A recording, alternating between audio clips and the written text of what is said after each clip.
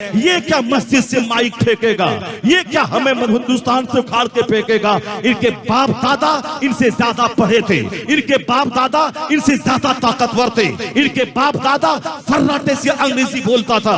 जब 99% तेरी बेटियां बेपर्दा घूमती है, ये 5 औरतें स्कूल का माहौल क्यों खराब करती है, क्यों हिजाब पहन के आ गई, क्यों निकाब पहन के आ गई। यहाँ चिल्लाने की जरूरत नहीं है, सिर्फ खामोशी से इसका जायजा लेने की जरूरत है। यह दिल किसने दिखलाया है? हमने उन काफिरों की जबान में हौसला हमने दिया है कि हमने समझा कि मौलवी का काम है दाढ़ी रखना, हमने समझा मौलवी का काम है टोपी पहनना। बहैसियत मालदार हमारा काम नहीं है काफिरों का मुकाबला करना, उसकी तरह क्लीन रहना, उसकी तरह लिबास पहनना। ये मौलवी का काम है मस्जिद को आबाद करना, ये मौलवी की बीवी का काम है निकाब पहनना। बाकी हमारी बेटियां ये अरबपति की बेटियां हैं, ये तो जीन्स टी शर्ट पहनकर जब पैसा बढ़ता रहे तो लिबास छोटा होता रहे। पहले पैसा था तो लिबास ढीला था, पैसा बढ़ा थोड़ा टाइट लिबास हुआ, और पैसा बढ़ा तो फिर जो पिंडली तक लिबास था वो घट के टखनों तो घुटनों तक आ गया। थोड़ा और पैसा बढ़ा तो वो लिबास शॉर्ट्स में बदल गया, थोड़ा और पैसा बढ़ा वो शॉर्ट्स से बिकनी में तब्दील हो गया।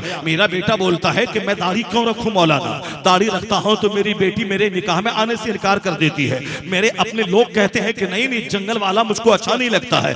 मैं कहता हूं कि हाँ बात बिल्कुल सही है, ये मौका हमने दिया है। हमने क्या कहा, 98% लोगों ने दाढ़ी मुंडाया। सिर्फ मौलवी और मौलवी के संपर्क में आने वाला 2% आदमी उसने चेहरे को दाढ़ी से सजाया। चाहे चेहरा जैसा भी लगे मगर सरकार की सुन्नत पे अमल करना है, जैसा कैसे लगे। डॉक्टरों और तबीबों ने भी कहा है कि दाढ़ी रखने से ताकत में इजाफा होता है, दाढ़ी रखने से हुस्न में इजाफा होता है। दाढ़ी मुंडाने के नुकसानात स्किन डिजीज है, जल्दी अमराज है, सेक्सुअल फोर्स कमजोर हो जाती है। लगातार 7 नस्ल तक दाढ़ी मुंडाए तो 8वीं नस्ल नामर्दों और हिजरों की पैदा होगी। यानी मजहबी तौर पर भी दाढ़ी लाजमी है, और जिस्मानी तौर पर फिजिकली तबीबों और डॉक्टरों के नजदीक ये दाढ़ी जरूरी है। अल्लाह ने औरतों को दाढ़ी नहीं दिया, मर्दों को दी है, क्योंकि औरतों के चेहरे पे दाढ़ी के बाल या उनकी जिस्मानी कमजोरी की दलील है, उनकी निस्वानियत खत्म हो जाती है। और मर्द के दाढ़ी मुंडाने का मतलब इनके नामर्द होने की दलील है, क्योंकि औरतों के चेहरे पे दाढ़ी के बाल नहीं है, अगर उगे वो औरत निस्वानियत की सिफत से आरी होती है। मर्द के चेहरे पे दाढ़ी अल्लाह रब्बुल इज्जत की तरफ से यह दाढ़ी एक नेमत है। अगर मर्द इसको मुंडाए तो उसकी सेक्स की ताकत कमजोर हो जाती है। तो हमने इसको ताक पे रख दिया, हमने फिल्मी हीरो को देखा और चेहरा मुंडाया, हमने आज के मौजूदा यहूदो नसारा को देखा और मैंने चेहरा को मुंडाया। अब मेरे बच्चे कहते हैं दाढ़ी रखता हूं तो कॉलेज में लोग कहते हैं आतंकवादी आ गया, या दहशतगर्द आ गया, या टेररिस्ट आ गया। तो मैं कहता हूं 99 तेरा बच्चा दाढ़ी मुंडता है, और एक बच्चा दाढ़ी रख के कॉलेज जाएगा वो तो अजूबा लगेगा ही, वह तो लोगों को आतंकवादी लगेगा ही। क्योंकि जितने आतंकवादी का चेहरा है वह सारे आतंकवादी के चेहरे पे दाढ़ी है, आतंकवादी का नंगा सर है, आतंकवादी का लिबास अलग जैसा होता है। अगर तेरा बेटा भी दाढ़ी रख के जाता है स्कूल में अकेला तो लोग कहते हैं ये आतंकवादी जैसा चेहरा है। तो हमने बना दिया आतंकवादी जैसा चेहरा वाला उसको जो दाढ़ी रखे स्कूल जाता है। माँ बाप का रोल अहम होता है। हमने तो घर में दुनियादार का चर्चा किया, जब बच्चे हाथ से निकल गए अब मौलाना याद आ रहा है,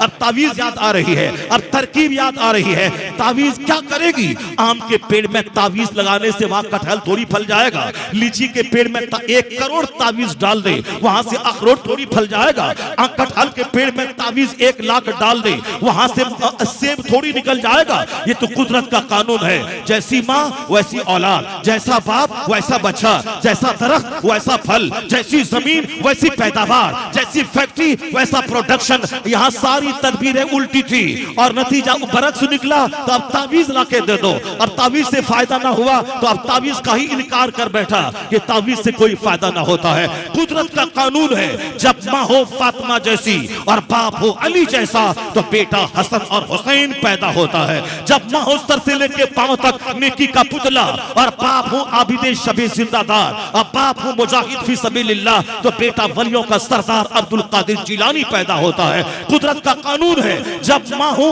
उम्मुल खैर माह नूर यानी रात रात दिन दिन भर इशराक चाश तहज्जुद अवाबी नमाज़े पंजगाना की पाबंद तो उनका बेटा उनके शिकम से निकलने वाला मोइनुद्दीन अजमेरी होता है। जब बाप हो सैयद अहमद अली बुखारवी और माँ हो 80 साल की उम्र में भी सर और चेहरा अजनबी मर्दों के सामने बेनकाब ना करने वाली, अपनी इज्जत व इफ्फत की इस्मत की हिफाजत करने वाली, उसी का बेटा महबूब इलाही निजामुद्दीन देहलवी पैदा होता है। जब बाप हो सल्तनत की मौजूदगी में फकीरी करने वाला मुफ्ती नकी अली खान, और माँ हो मुसल्ले पे बैठने वाली तहज्जुद गुजार, उसी का बेटा अहमद रजा खां फाजली बरेलवी पैदा होता है। जब बाप हूँ अहमद रजा खां और माँ हूँ आबेदा, तो बेटा मुफ्ती आजम हिंद मुस्तफा रजा खां पैदा होता है। जब बाप हूँ मुफस्सिर आजम हिंद, लाखों मुरीदों की मौजूदगी में सादगी से रहने वाला, ज़ुहद के साथ रहने वाला, और माँ हूँ ऐसी लाजवाब, जरूरत पड़े अपने सारे जेवरात को गिरवी रखकर मंजर इस्लाम के मुदर्रिसिन की तनख्वाह दिलाने वाली। जब माँ इसी इस्लाम का दर्द सीने में रखे और बाप करोड़ों मुरीदों की मौजूदगी में सिंपल रहने वाला, उसी कोख का बच्चा दुनिया इस्लाम का सबसे बड़ा आलिम ताजुल शरिया अख्तर रजा का अजहरी पैदा होता है। जब बाप नेक हो, माँ नेक हो, तो स्टेट की मौजूदगी में, रऊफिया स्टेट की मौजूदगी में बेटा मुजाहिद आजम, सालार आजम, हुजूर मुजाहिद मिल्लत हबीबुर रहमान अब्बासी बन के पुरस्ते शहूद पे जलवागर होता है। आजकल बहुत सारे मशाइख और शेख को देखेंगे खूब गुटखा और सिगरेट का सहारा लेते हैं। कभी मुरीद नहीं बोलता है कि मेरा पीर साहब तहज्जुद पढ़ता है, मेरा पीर अल्लाह की तस्बीह बयान करता है, मेरा पीर बैतो इरशाद में लगा रहता है। जब भी देखो नमाज पढ़ते, जिक्र करते, दुरूद करते, नहीं बल्कि आज दलाल किस्म के मुरीद बोलते हैं मेरा शेख क्या सिगरेट पीता है, एक दिन में 100 डब्बे को खंगाल देता है, क्या गुटखा है, रजनीगंधा पुड़िया मुरीद तोहफा ला के देते हैं। साहब मेरा शेख को बड़ा पसंदीदा है ये गुटखा खाना। तो हाँ, तुम्हारा दुनियादार शेख होगा जो हमेशा जब भी देखो गुटखा खाए, जब भी देखो साहब सिगरेट पिए, मगर मेरा भी एक शेख है, जब भी देखो अल्लाह का जिक्र करता पाया, जब भी देखो तिलावत करता पाया। और एक शेख आजम था आज से 2 साल पहले, जिनका इस दुनिया से जाना हुआ, जिनको अमेरिका की गली में देखा, जिक्र इलाही करता देखा, बैतो इरशाद करता देखा, दर्से बुखारी करता देखा, बच्चों के दरमियान वाज करता देखा, मुरीदों को समझाता देखा। 75 साला वो शेख जिन्होंने कभी गुटखा को मुंह तक न लगाया, वो 75 साला शेख फजूलियात का माहिर नहीं था, वो शरीयत का माहिर बनकर जब भी मुरीद कहते हैं मैंने जब भी देखा, आलिमों की झुरमुट में देखा, फतवा का जवाब देता देखा, फतवा लिखते देखा, किताब लिखवाता देखा, वाज करता देखा।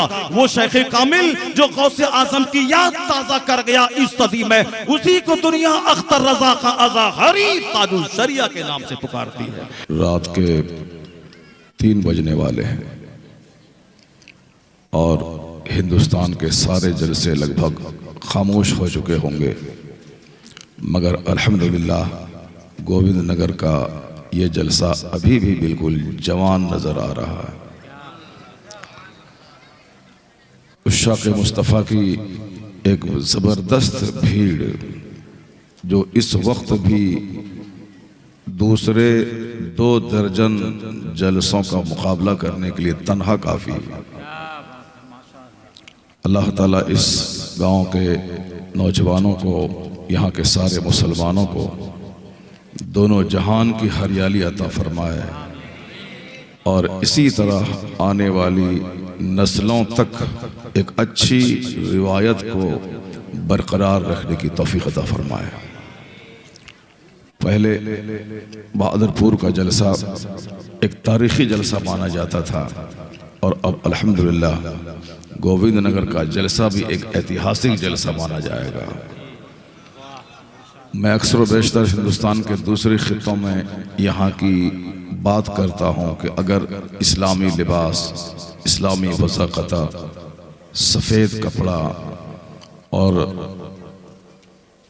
जवानों का चमकता हुआ चेहरा एक ईद की तरह माहौल जलसे के दिन अगर देखना हो तो आप बहादुरपुर, गोविंद नगर, इन खित्तों के जलसों को जाके देख लिया करें। ईद के दिन भी लोग इस कदर मिल के नहीं रहते हैं जिस कदर कॉन्फ्रेंस के दिन लोग मिल के रहते हैं। घरों का दस्तरखान भी उतना कुशादा बकरीद के दिन नहीं रहता जितना जलसे के मौके से दस्तरखान कुशादा रहते हैं। मेहमानों की एक बड़ी कतार लग जाती है। मैं इसलिए कहता हूं कि जलसा आपस में मुत्तहिद होने का एक ज़बरदस्त प्लेटफॉर्म अता करता है। हमारी यूनिटी, हमारे इत्तिहाद के मुजाहरे का एक अज़ीमुश्शान रिसोर्स है जलसा। आज सारे लोग अलग अलग रहते हैं, सबों को एक चटाई पर बैठाकर घंटों जन्नती माहौल देने का काम करता है जलसा। आज हमारे इस जलसे के जो मेहमान थे अकेले ही एक जलसे के लिए काफ़ी है, मगर यहाँ के लोगों ने आज 3 बड़े ज़बरदस्त मद्दाहान रसूल को बुलाकर एक तारीखी जलसा उन्होंने मुनक़िद करके दिखला दिया। आज हमारे असद भाई आराम कर रहे हैं, बहुत कम पढ़े हैं। अगर रोज़ाना इनको जलसा मिले इस तरह का तो महीने में 60 जलसे आसानी से कर सकते हैं ये, अल्हम्दुलिल्लाह। अकेले 2.5-3 घंटे माइक पर रह के नात पढ़ने वाला और पूरे मजमे को अपनी मुट्ठी में करने वाला, आज आपने सिर्फ उनके नाम की इज्जत आपने की है कि असद भाई मेरे जलसे में सिर्फ आ जाएं, उनका नाम जलसे में छप जाए, यही कामयाबी की बड़ी दलील है। सुभान अल्लाह। अब ये सिर्फ आ जाएं, अब जो शायरों के पीर हो गए हैं, सुभान अल्लाह सुभान अल्लाह। अब सिर्फ ये आ जाएं, चेहरा दिखा दें, एक कलाम पढ़ दें, हाँ मुर्शिद व शोरा हो गए माशाल्लाह। हमारे इलियास फैज़ी साहब भी अल्हम्दुलिल्लाह एक लंबे अरसे से निज़ामत के फ़राइज़ अंजाम दे रहे हैं, जबकि इस दौरान कितने नाज़िम आए और चले गए, पर अल्हम्दुलिल्लाह सरकार मुजाहिद मिल्लत के फैज़ान से मालामाल हो रहे हैं। और इसी तरह मरते दम तक जैसे कि इस दीनी तकरीबात की निज़ामत करते रहें, अल्लाह सेहत आफ़ियत नसीब फरमाए। मोहम्मद अली फैज़ी भाई बिल्कुल एक उभरता हुआ जदीद नात खां, बहुत प्यारी आवाज़ और प्यारा कलाम लेके आए। और सैफ बचपन से नात पढ़ रहे हैं और अभी अल्हम्दुलिल्लाह दाढ़ी वाले हो गए और जवान हो गए, हर शादी भी हो गई माशाल्लाह। यानी बहुत अच्छा इंतखाब रहा।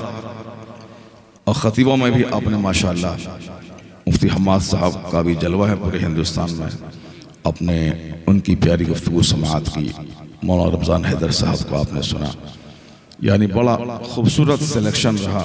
और मेरी गालिबन ये 2री या 3री हाज़िरी आपके गांव में हो रही है। मैंने आपको बड़ा अच्छा पाया, मेहमान नवाजी, उलमा का इस्तक़बाल, गौर से गुफ्तगू सुनना और सुबह तक जलसे को कमज़ोर नहीं होने देना, ये बहुत सारी अच्छाइयाँ आपके अंदर मौजूद हैं। अल्लाह ताला आप सबों को सलामत रखे। आज चूँकि 3 घंटे मैं बोल नहीं पाऊँगा, अगर 3 घंटे बोलूँ तो फजर की अजान हो जाएगी, 2 घंटे भी बोलूँ तो फजर की अजान हो जाएगी। इसलिए आज मैं कोशिश करता हूँ कि 1 से लेके 1.25 घंटे तक की एक छोटी सी गुफ्तगू आप तक पहुँच जाए। एक बार ज़ोर से बोल दें सुभान अल्लाह। चूँकि मुझे बहुत मुश्किल वक्त में दिया गया है इस वक्त, तो आपको बोलना होगा ताकि आपके जगह रहने के लिए ये ज़रूरी है कि आप अल्लाह की तस्बीह पढ़ते रहें, वरना शैतान गालिब आ जाएगा और आप सो जाएंगे और मेरी बात यूं ही फ़ज़ाओं में तैरती रहेगी और दिल तक नहीं उतर पाएगी। गौर से मैं सिर्फ कुरान करीम की 2-3 आयतों की तिलावत करता हूँ और रसूल पाक सल्लल्लाहु अलैहि वसल्लम की अहादीस के ज़खायर में से सिर्फ 2-3 अहादीस का मफ़हूम मैं पेश करता हूँ। दुनिया भर की बातें हो रही हैं और लोग अपने अपने हिसाब से बातें कर रहे हैं, लेकिन इस भरी दुनिया में कौन है जो रसूल पाक की हदीस पढ़ता हो और सुनता हो। लोग मसाइल का हल दानिश्वरों के कलाम में ढूंढ रहे हैं, लोग अपने प्रॉब्लम्स का सॉल्यूशन नेताओं के संविधान में तलाश कर रहे हैं। इसलिए हमें कोई डराता है कि मुसलमान नहीं संभले तो तुम्हें एनआरसी के नाम पे ज़बह कर दिया जाएगा। कोई नेता बोलता है मुझे वोट नहीं दिया तुमने तो तुम्हारी मस्जिदें वीरान हो जाएंगी। कोई डराता है हमें स्टेज पर आकर, अगर तुमने हमको वोट नहीं दिया तेरा नाम और निशान मिट जाएगा। सब डराने की बात कर रहा है। कोई बोलता है कि तेरा नाम मिट जाएगा, कोई बोलता है कि तेरा वजूद ख़त्म हो जाएगा, कोई कहता है तेरी मस्जिदें वीरान हो जाएंगी। दूसरे लोग तो कहता ही है कि मैं माइक नोच के फेंक दूंगा, कोई बोलता है मैं मस्जिद को तोड़ दूंगा, कोई बोलता है कि मैं नारे की आवाज़ को ख़त्म कर दूंगा। अजीब सा माहौल लोगों ने बना दिया। गैर तो बोले, हमारे अपने लोग भी मुझको डरा रहे हैं। वो डरा रहे हैं सियासी हालात के तनाजुर में डरा रहे हैं। वो ये कहते हैं कि बच्चा बच्चा आपका इंजीनियर बने, डॉक्टर बने, प्रोफेसर बने, वरना आपका वजूद खतरे में पड़ जाएगा। कहता है कि आपका मकान खूबसूरत हो, आपकी गलियां खूबसूरत हों, आपकी सड़कें खूबसूरत हों, आपके मकानात काफिरों के मुकाबले में बहुत आलीशान हो, वरना तेरा वजूद खत्म हो जाएगा। कोई कहता है कि मकान बनाओ, कोई बोलता है डॉक्टर बनो, कोई बोलता है इंजीनियर बनो, कोई बोलता है अपने बच्चों को फोर्स में ले आओ, आर्मी में भेजो, कोई बोलता है कि साहब अपने बच्चों को कराटा सिखला दो।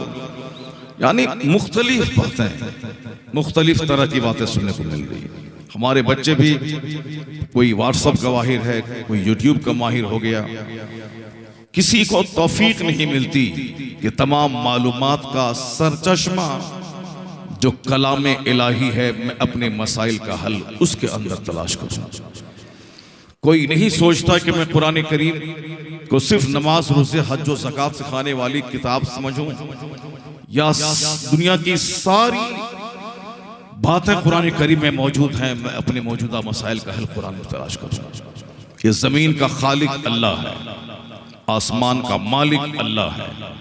वही खुदा है जो इंसान को पानी की एक बूंद से पैदा किया है। वही खुदा है जो एक सेकंड में जलजला भेजकर आबादी को वीरान कर देता है। वही खुदा है जो सेहतमंद आदमी को बीमार बनाकर एक सेकंड में उसे मौत के घाट उतार देता है। वही रब है जो हंसते खेलते माहौल को शदीद तूफान में तब्दील कर देता है। वही रब है जो अमन, चैन, सुकून के माहौल को लॉकडाउन में तब्दील कर देता है। वही रब है जो गरीब के बच्चे के हाथ में किसी मुल्क की कमान दे देता है। वही रब है जो बादशाह की बादशाह छीन कर उसे गली का गदागर और भिखारी बना देता है। वही बादशाह है, वही सारी कायनात, सारी दुनिया का मालिक है, इसमें कोई शक नहीं है। उसी की मर्जी चलती है। वही गरीब के बच्चे को बादशाह और बादशाह के बेटे को फकीर बनाता है। उस रब्बे करीम की मारिफत हासिल करना एक बंदे का सबसे बड़ा काम है। उस रब्बे करीम ने दुनिया को क्यों पैदा की, उस पर तन्हाई में बैठकर गौर करना, यही मेरी जिंदगी का सबसे बड़ा मकसद है कि अल्लाह ने दुनिया को सजाकर मुझे यहाँ क्यों भेजा। सारी नेमतें अल्लाह ने मेरे लिए दी हैं और मैं किस काम के लिए पैदा हुआ। कभी भी तन्हाई में बैठकर मुझको तौफीक नहीं मिलती कि मैं इस पॉइंट पे गौर करूं, न दुनिया के लोगों को तौफीक मिलती है। सब अपना उल्लू सीधा करने के लिए, डराने की, धमकाने की, उजाड़ने की, मुसलमानों को खत्म करने की बातें कर रहा है। हमारे लोग भी आशावादी न होकर निराशावादी हो गए हैं। सबों के दिल दिमाग में मायूसियत तारी हो गई है। मगर मैं एक बात कहना चाहता हूँ, इस्लाम की रियलिटी क्या है, इस्लाम की सच्चाई क्या है। इस्लाम के आए हुए जो इस्लाम पैगम्बर आखिर ज़मान ने लाया है, आका अलैहिस्सलाम की दुनिया में तशरीफ लाए हुए आज 1500 साल हो गए। 1500 साल में सबसे पहला शख्स जिसने इस्लाम कबूल किया, सबसे पहले वो आपकी बीवी, हम मुसलमानों की मुकद्दस माँ हजरत खदीजा रज़ी अल्लाह ताला अन्हा। वो इस्लाम जो क़यामत तक रहने वाला है, वो इस्लाम जो हर घर में जाने वाला है। यहाँ तक कि कोई यहूदी अगर किसी दरख्त की आड़ में छुप जाएगा, नबी सच्चे नबी की बात सच्ची मुस्तफ़ा कहते हैं, वो दरख्त पुकार कर कहेगा यहाँ एक यहूदी छुपा है, ए मुसलमान तू इसे कत्ल कर दे। मुसलमान उस दरख्त की आड़ में छुपने वाले, पनाह लेने वाले यहूदी को भी कत्ल करेगा। एक भी बच्चा दुनिया में नहीं रहेगा जो काफिर हो। वह वक्त आएगा, अब फिर उसके बाद माहौल बदलेंगे, कोई कलमा पढ़ने वाला नहीं रहेगा।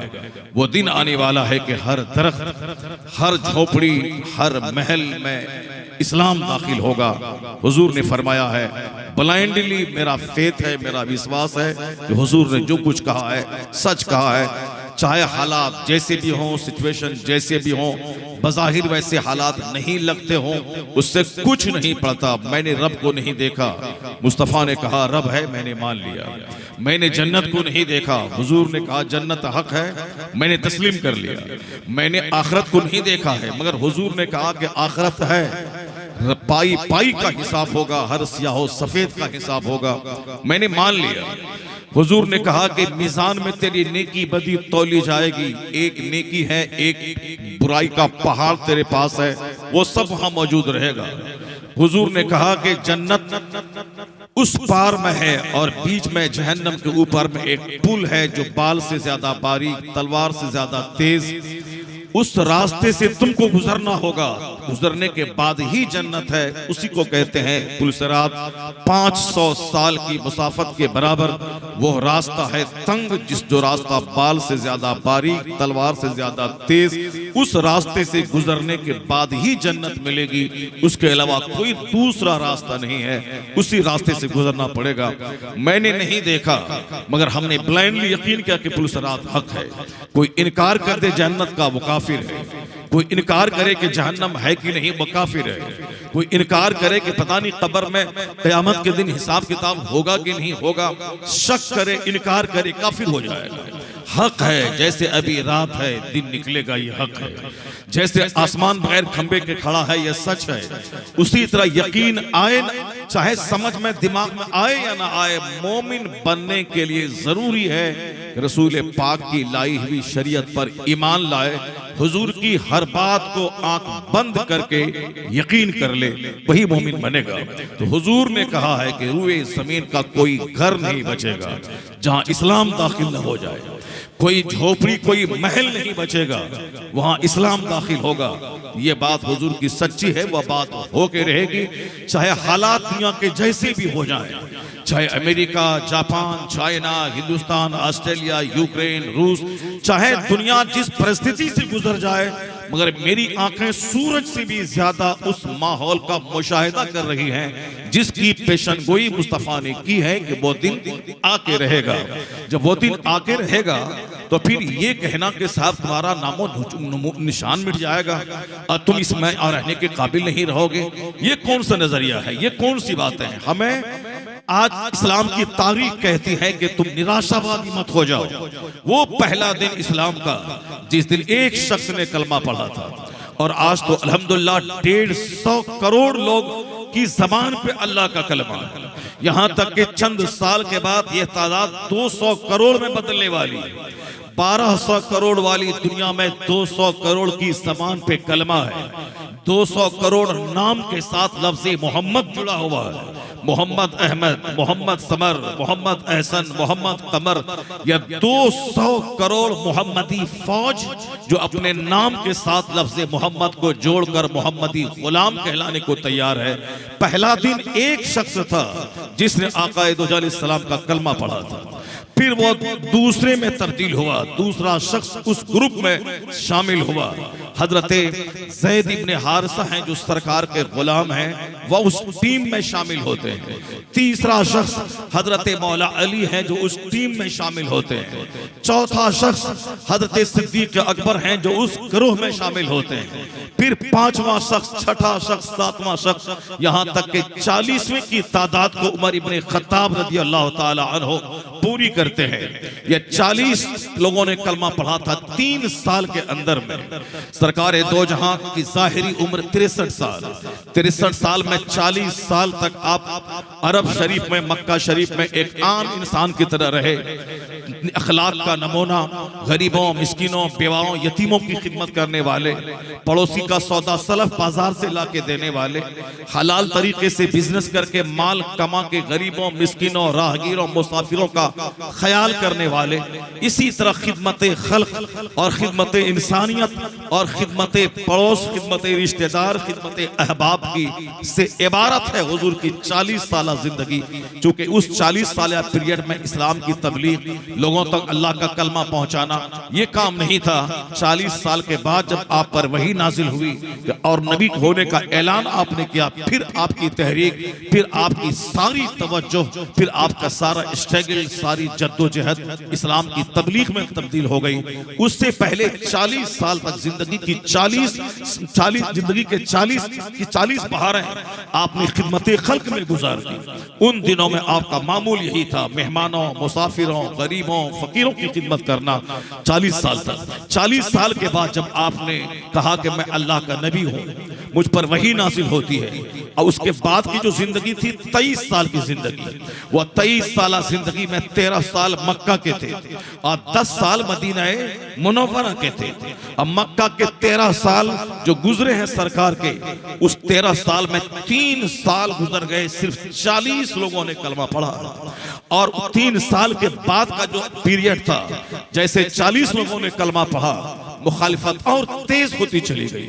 इस कदर शदीद मुखालिफत कि जो मुस्तफा का कलमा पढ़ेगा उसे सूली पे लटका दिया जाएगा, जो इस्लाम के पैगंबर के करीब जाएगा उसे चटाई में बांधकर धुआं दिया जाएगा। यानी इस कदर तकलीफ देना कि ताकि कोई तीसरा आदमी कलमा पढ़ने की हिम्मत न जुटा सके। इसलिए कलमा पढ़ने वालों को मारा जाता था ताकि दूसरा आदमी उनका अंजाम देखकर वो कलमा ना पढ़े और हुजूर की जमात में वह शामिल ना हो सके।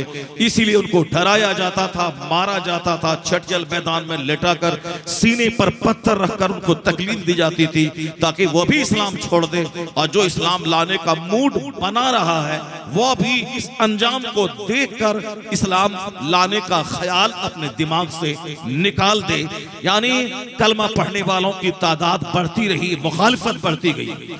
इतना खतरनाक अंजाम देखने के बाद होना क्या चाहिए था? फितरी तौर पर जो होता है, 40 कलमा पढ़ने वाला घट के 20 हो जाता। यानी चटाई में बांध के धुआं दिया जा रहा है, सूली पे लटकाया जा रहा है, उनके बदन को कोयले पे लेटा करके उसको मारने की कोशिश की जा रही है, उनके जिस्म को उधेड़ा जा रहा है। तो उसका रिजल्ट यही निकलना था कि 40 घट के 20 हो जाता। लेकिन मुसीबतें बढ़ती रही, कलमा पढ़ने वालों की तादाद में इजाफा होता रहा। या 40 लोग 40,000 में तब्दील हो गए, मुसीबतें और बढ़ती चली गई। यहां तक कि मक्का मुकर्रमा में आकाए दो जहां का रहना मुश्किल हो गया। सरकार अपने दीवानों को हिजरत करके मक्का छोड़कर मदीना जाने का आदेश दे दिया। अपना पैदाइशी वतन, अपना मुल्क, अपना गांव जहां पैदा हुए थे। जबकि आमतौर पर दस्तूर यही है कि आदमी बाहर में डरता रहता है, सहमता रहता है, बाहर में लोग डराते हैं उसे। अपने वतन में दोस्त होते हैं, अहबाब होते हैं, रिश्तेदार होते हैं, खानदान के लोग रहते हैं। अगरचे लोग मेरी तहरीक से वाबस्ता ना हो, मगर एक ब्लड का रिश्ता होता है जो मेरी हिमायत करने के लिए उसको आमादा करता रहता है, खूनी रिश्ता रहता है। जैसे किसी समाज में कोई आशिक रसूल है, उस पर जिंदगी तल्ख हो गई, लोग उसे परेशान करते हैं। और कोई दूसरा गुस्ताख रसूल है, वह कहता है कि हाँ मेरे नजरियात उसके नजरियात से अलग जरूर हैं, मगर खून का रिश्ता भी कोई माना रखता है। तो ब्लड रिलेशन की बुनियाद पर वो उसकी हिमायत करने पे आ जाता है। खूनी रिश्ता, कहीं वतन का रिश्ता, हिंदुस्तान में कोई मुस्लिम है, कोई गैर मुस्लिम है, लेकिन यह दोनों अगर दुबई और अरब अमारात में काम करता है तो वहां अपने वतन के रिश्ते की वजह से एक मुस्लिम गैर मुस्लिम जो यहाँ आपस में लड़ता हो, लेकिन वहां दोनों एक दोस्ती का मुजाहरा करता है कि दोनों का मुल्क एक है। दरो दीवार की दोस्ती रंग लाती है, वतन की मोहब्बत रंग लाती है। अपने वतन में आदमी मजबूत और पुख्ता होता है, लेकिन जब अपने वतन में आदमी रहने के काबिल ना रहे तो उसका क्या हाल होगा? सरकार दो जहां के दीवाने को उनके वतन में नहीं रहने दिया गया। टॉर्चर करना मक्का के कुफार और मुशरिकीन का मशगला बन गया। हुजूर ने हिजरत करने का हुक्म दिया। उस्मान गनी हिजरत करके हबशा चले गए और आपके साथ दूसरे मुसलमान भी हिजरत करके हबशा गए। फिर हबशा में भी मक्का के काफिरों ने नहीं छोड़ा, वहां के बादशाह के पास पहुंच गए कि ये लोग आपके मुल्क की ईंट से ईंट बजा देंगे, ये लोग हमारे मुल्क मक्का के भागे हुए हैं, यहाँ इसे पनाह नहीं दें। यहाँ से वहां चले गए लोग, फिर वालों के हिजरत करके हबशा से मदीना आ गए। यहाँ तक कि वो दिन दुनिया ने देखा कि जो कायनात का मालिक व मुख्तार है, जिसने कहा था कि मैं चाहूं तो ओहद का पहाड़ मेरे पीछे पीछे चले, जिसने कहा था कि अगर मैं चाहूं तो अरब का रेगिस्तान मेरे लिए गोल्ड बन जाए, जिसका बिस्तर चटाई का, जिसके घर में चंद मुट्ठी जौ है, जिसके घर में पानी का एक मशकीजा है, यानी कौनैन की मिल्कियत जिसके पास हो। सादगी का ये आलम है कि उनके घर में चंद मुट्ठी जौ और पानी रखने का एक छोटा सा बर्तन और एक बकरी की सूखी हुई खाल जो उनकी दीवार से लटक रही है। यानी सादगी का नमूना पैगंबर आजम का। वह पैगंबर आजम का अपने वतन में रहना लोगों ने दुश्वार किया, कत्ल का प्लान लोगों ने बनाया। सरकार दो जहां अपने गुलामों को के साथ मदीना पाक की हिजरत का प्लान बनाते हैं, उससे पहले लोगों ने 3 साल तक आपका, आपके खानदान समेत सोशल बायकॉट कर दिया। 3 दिन नहीं, 3 महीना नहीं, लगातार 3 साल तक अपने वतन में सोशल बायकॉट, यानी न कोई सलाम करेगा, न कोई उनके पास ग़िज़ा लेके जाएगा, न कोई शादी ब्याह पूरे खानदानी बनु हाशिम में करेगा। यहाँ तक कि बच्चे भूख से बिलखते थे, दरख्त के पत्ते लोग खाने लगे, मुर्दे की खाल गला गला कर लोग उस पानी को पीने लगे, यानी दाना पानी बंद था। और उस गिरोह में पैगंबर आज़म शामिल है। सरकारें दो जहां मौजूद हैं अपने खानदान वालों के दरमियान। अब वहां ये तकलीफ कि बच्चा दाने दाने को तरस रहे हैं और दरख्त के पत्ते को लोग खा रहे हैं। हिंदुस्तान में आराम से मैं अच्छा कपड़ा पहनता हूँ, हिंदुस्तान में आराम से लॉकडाउन के बावजूद हमारे घर में चूल्हा कभी बंद नहीं रहा।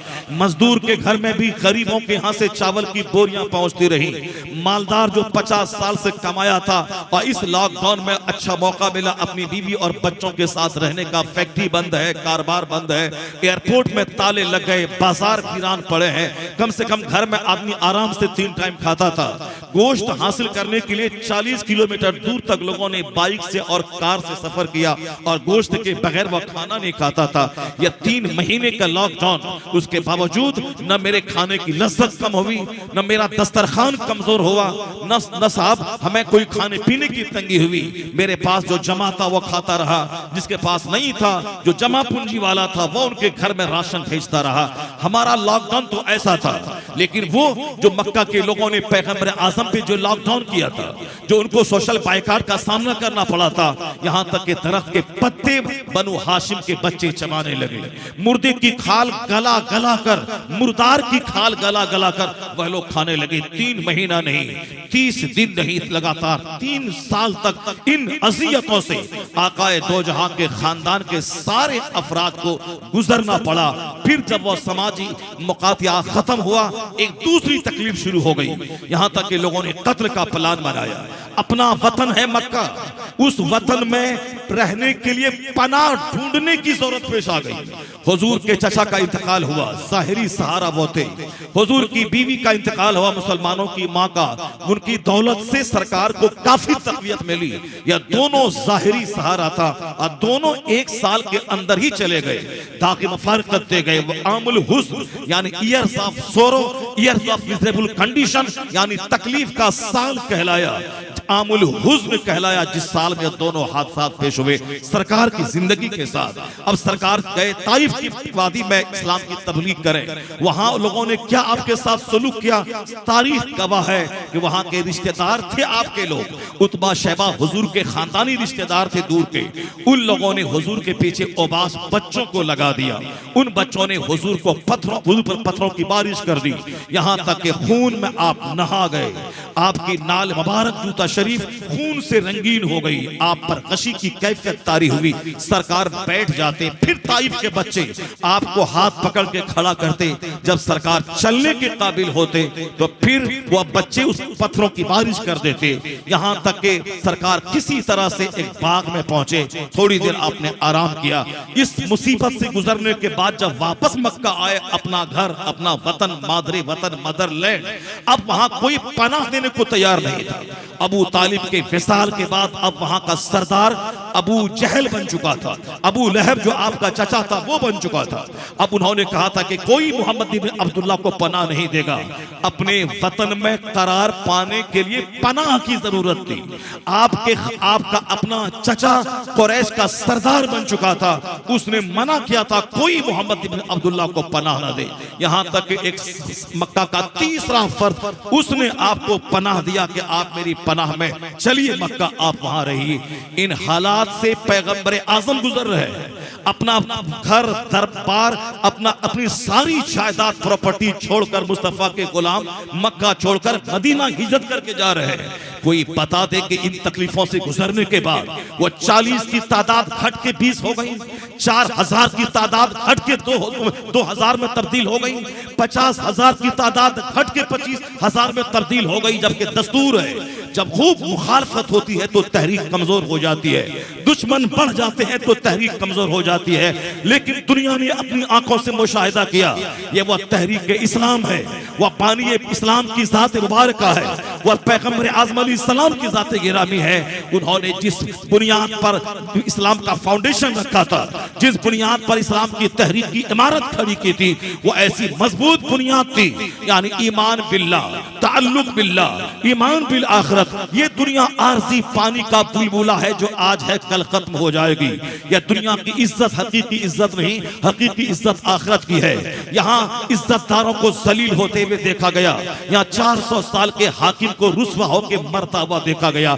यह दुनिया में 100 साल के अंदर ही आदमी की जिंदगी खत्म हो जाती है और कयामत का सामना करना पड़ता है, जहाँ का एक दिन 50,000 साल के बराबर होगा।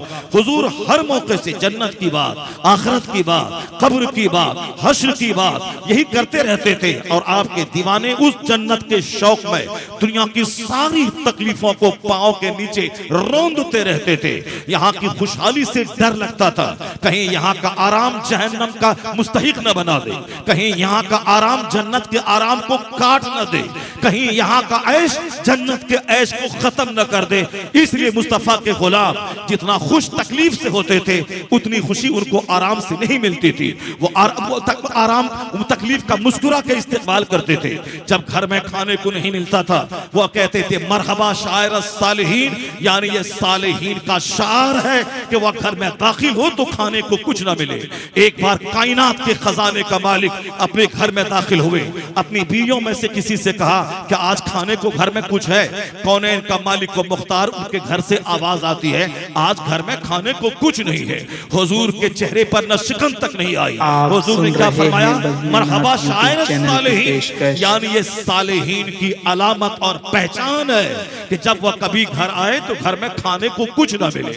मुस्कुराते हुए भूख का सामना किया, मुस्कुराते हुए दर्द का सामना किया, मुस्कुराते हुए हिजरत अपने वतन के छोड़ने का सामना किया, मगर तहरीक कमजोर नहीं हुई। हिजरत करके मदीना आए, वह 4,000 40,000 में तब्दील हो गए, वह 40,000 1 लाख में तब्दील हो गए। मुसीबतें बढ़ती गई, मुस्तफा के गुलामों की तादाद में इजाफा होता चला गया, यहाँ तक कि वो आखिरी हज के मौके पर पैगंबर आजम वादी अरफात में जब खिताब करने खड़े हुए अपनी ऊंटनी पर, तो 1 लाख का ठाठे मारता हुआ मजमा पैगंबर आजम के सामने मौजूद था। तो कौन पैगंबर? जो आज रात के वक्त में अपने दोस्त अबू बकर के साथ मक्का छोड़कर मदीना गए थे और वही दोबारा 8 साल के बाद मक्का फतह करते हैं और फिर 5 साल के बाद 1 लाख का जबरदस्त मजमा आपकी निगाहों के सामने मौजूद है। उधर उसी दौरान में मैदान बद्र में जंग भी हुई, इसी दौरान मैदान उहद में जंग भी हुई, 70 सहाबा शहीद हुए, सरकारे दो जहां के दंताने अक़दस भी शहीद हुए। मक्का के काफिर मदीने पाक के करीब जाकर इस्लाम की राह को रोकना चाहा, मुसलमानों को कमजोर करना चाहा। इस दरमियान मैदान बद्र में, जंगे उहद में, जंगे खैबर में, जंगे खंदक में इस दौरान सारे मार के होते रहे और इसी दौरान इस्लाम की तहरीक भी स्टेबल होती रही। यहां तक कि सरकार के आखिरी हज के मौके पर 1 लाख का ठाठे मारता हुआ मजमा आपकी निगाहों के सामने मौजूद था। हुजूर के विसाल के वक्त में 1 लाख से ज्यादा आपकी फौज तैयार हो चुकी थी। लोग कहते थे इनका अखलाक, इनकी मॉरलिटी, इनका खूबसूरत व्यवहार की वजह से लोग इनके इर्द गिर्द जमा है। जैसे ही ये पर्दा फरमा जाए लोग आपस में मुंतशिर हो जाएंगे। जो आसपास के गांव के लोग कलमा पढ़ के इसके पास इकट्ठा हुए हैं ये सब मुंतशिर हो जाएंगे, इत्तेहाद पारा पारा हो जाएगा। लेकिन हुजूर के विसाल के बाद जब खलीफे अव्वल ने उस कमान को संभाला है तो फिर इस्लाम कमजोर नहीं हुआ, दुश्मनों की दुश्मनी बढ़ती चली गई। जब तक मक्का में इस्लाम था दुश्मन इस्लाम मक्का में महदूद था। ये इस्लाम मदीना गया तो मदीना के लोग भी दुश्मन आपके हुए। ये इस्लाम जब तक अरब में था दुश्मन अरब तक महदूद था, लेकिन जैसे ही इस्लाम अरब से निकलकर कुस्तुनतुनिया पहुंचा, यूरोप में पहुंचा, अफ्रीका में कदम रखा तो दुश्मनों का दायरा भी वसी होता चला गया। पहले इस्लाम मक्का में था तो दुश्मन मक्का के थे, पहले इस्लाम मदीने में था तो दुश्मन मदीना और अतराफ के थे। लेकिन जैसे ही इस्लाम अरब से बाहर निकला, हिंदुस्तान में दाखिल हुआ, हिंदुस्तान के लोग भी इस्लाम के दुश्मन हो गए। जैसे ही इस्लाम मक्का से निकलकर कुस्तुनतुनिया पहुंचा पहुंचा, वहां के कुफ्फार भी इस्लाम के दुश्मन हो गए, यानी दुश्मनों का दायरा और रेंज भी बढ़ता गया। उसके बावजूद 1 लाख लोगों ने जो सरकार की मौजूदगी में कलमा पढ़ा था, उसमें से एक भी तादाद घटी नहीं। सिद्दीक अकबर के जमाने में इस्लाम लाने वालों की तादाद में इजाफा होता चला गया। हजरत उमर इब्ने खत्ताब के जमाने में वह तादाद और दुगनी होती चली गई। उस्मान गनी के 12 साल पीरियड में यह तादाद और बढ़ती चली गई, यहां तक कि जंगें भी बढ़ती गई, दुश्मन भी बढ़ते गए और कलमा पढ़ने वालों की तादाद में इजाफा हुआ। हजरत मौला अली के जमाने में आपस में कुछ इंतशार रहा, उसके बावजूद इस्लाम की अजमत पे कोई फर्क नहीं आया। यहां तक कि अमीर मुआविया रज़ियल्लाहु ताला अन्हु का बेटा इमाम हुसैन और अहले बैत अतहार का कातिल, उन्होंने तीन खूबसूरत गरोह का कत्ल किया, मगर उसके बावजूद इस्लाम की अजमत पे कोई फर्क नहीं आया। वो इस्लाम जो अरब के जोग्राफिया में महदूद था, अरब से निकला, सारे आलम में छाकर आलमगीर होता चला गया। फिर क्या था, अरब से निकलकर इस्लाम इंडिया पहुंचा, चाइना जापान पहुंचा, अफ्रीका पहुंचा, यूरोप की वादी में पहुंचा। इस्लाम एक आलमगीर मजहब बन चुका था। 50 से ज्यादा ममालिक इस्लाम के कब्जे में आ चुके थे, यहां तक कि यह तादाद 1 लाख की कई करोड़ में तब्दील हो चुकी थी। उसी तरह इस्लाम जब हिंदुस्तान में मजबूत हुआ, मुसलमानों के हाथ में हुकूमत आई, तो यहाँ की दुश्मनी भी बढ़ गई, मगर उसके बावजूद हिंदुस्तान में इस्लाम परवान चढ़ता रहा, दुनिया भर में इस्लाम परवान चढ़ता रहा। हुकूमत आती रही जाती रही, बादशाह आते रहे जाते रहे, उससे कोई फर्क नहीं पड़ा। मस्जिदों की आजान बंद नहीं हुई, मदरसों में काल अल्लाह काल रसूल की सदा बंद न हुई, यहाँ तक कि मदरसे का काम चलता रहा, मस्जिदों का काम चलता रहा, आजान होती रही, खिताब होता रहा, सीरत के जलसे होते रहे। अलबत्ता गाहे बगाहे बादशाह तब्दील होते रहे, कभी ये बनता कभी वो बन जाता, लेकिन ये खामोश तहरीक कभी बंद न हुई और कलमा पढ़ने वालों की तादाद लगातार बढ़ती रही। तो 1400 साल की तारीख बताती है कि दुश्मनी बढ़ने के बाद कोई दूसरी तहरीक कमजोर होती है, मगर इस्लाम उस तहरीक का नाम है कि दुश्मनी बढ़ती जाती है, यह तहरीक मजबूत होती चली जाती है। ये क्या मस्जिद से माइक फेंकेगा, ये क्या हमें हिंदुस्तान से उखाड़ के फेंकेगा।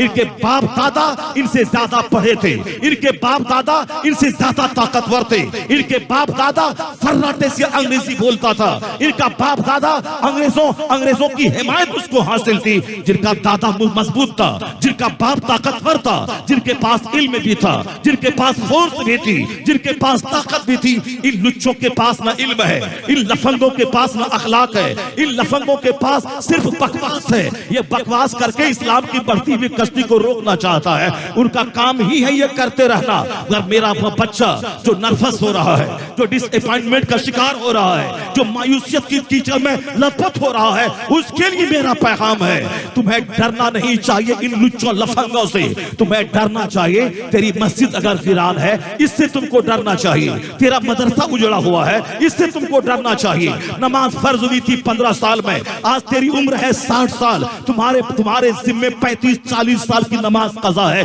इससे डरना चाहिए। तुम्हारा हज मुअख्खर हो रहा है, इससे डरना चाहिए। फिर तू ज़कात माल की कायदे से नहीं निकालता है, इससे डरना चाहिए। यानी अपनी बदअमली से डर, इस्लाम के दुश्मनों की बकवास से मत डरा कर। इस्लाम का मुहाफिज अल्लाह है, इस्लाम कमजोर नहीं है, इस्लाम का मुहाफिज अल्लाह है, इस्लाम का मुहाफिज रहमत दो आलम रसूलुल्लाह है, मुस्तफा का पसंदीदा दीन इस्लाम है, इस तहरीक को लाने वाले मुस्तफा है, अल्लाह इसका मुहाफिज है। 1,500 साल की तारीख बताती है कि जब जब दुश्मनों की तादाद में इजाफा हुआ है, कलमा पढ़ने वालों की तादाद में इजाफा होता चला गया है। पहला दिन जिस दिन आपकी बीवी ने कलमा पढ़ा था, और आज का दिन 150 करोड़ मोहम्मदी फौज अपने नाम के साथ लफ्ज़ मोहम्मद को जोड़ के बताता है, हम मुस्तफा के गुलाम हैं। कहां 1 कहां 150 करोड़। ये हालात बताते हैं कि तुम नर्वस होने की तुम्हें कोई जरूरत नहीं है। 1000 दुश्मनी बढ़ने दे, दुश्मनी बढ़ती जाएगी, यह 150 करोड़ 200 करोड़ की तादाद में बदलता चला जाएगा। दुश्मनी बढ़ती जाएगी, इस्लाम मजबूत होता चला जाएगा। वो तहरीक इस्लाम है जो मजबूत कमजोर होने नहीं आया है। ये एक मजबूत मजहब, मजबूत बुनियाद पे खड़ा हुआ मजहब। हाँ, मैं लुच्चा लफंगा हूँ, मैं तबाह हो जाऊंगा, मैं ज़िनाकार हूँ, मेरी आंख कमजोर हो गई, मैं शराबी हूँ, मैं जुआ खेलता हूँ, मेरा लिबास काफिरों जैसा है, मेरी शादी ब्याह काफिरों जैसी है, मेरी मंगनी, मेरा कार्ड छपाना, बारात का लाना, पिंडाल छपाना, मेरी सारी गाढ़ी कमाई काफिरों की नकल में जा रही है। सुन्नतें तरस रही हैं, कराह रही है। सादगी जो हमारे ईमान का हिस्सा था, सादगी जो हमारे कल्चर का हिस्सा था, हमने फिल्मी शादी रचाई, हमने सिर्फ दुनिया को काफिरों का मकान का मुकाबला किया, हमने गाड़ी का मुकाबला किया। मेरा बच्चा डीएम बन जाएगा तो हमको इज्जत मिल जाएगी, मेरा सारा बच्चा एमएलए बन जाएगा तो इज्जत मिल जाएगी, हमारा अपना आदमी एमपी बन जाएगा तो इज्जत मिल जाएगी, हमारा अपना आदमी, मेरे मन का आदमी मुख्यमंत्री बन जाएगा, हमारी इज्जत बन जाएगी, हमारी इज्जत बढ़ जाएगी। ऐसा नहीं होगा।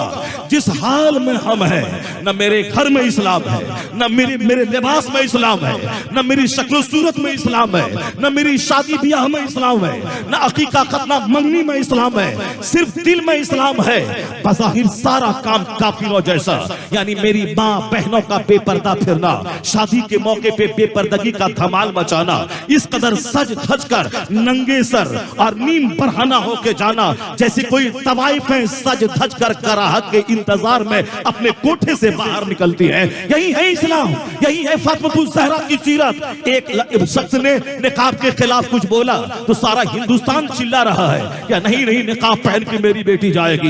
एक बेटी निकाब पहन के गई, चिल्लाई तो सारा हिंदुस्तान सर उठा के कहता है वह शेरनी है, वह बहादुर है, वह ये है, वो है। एक बेटी के निकाब से तुझको क्या मिलेगा?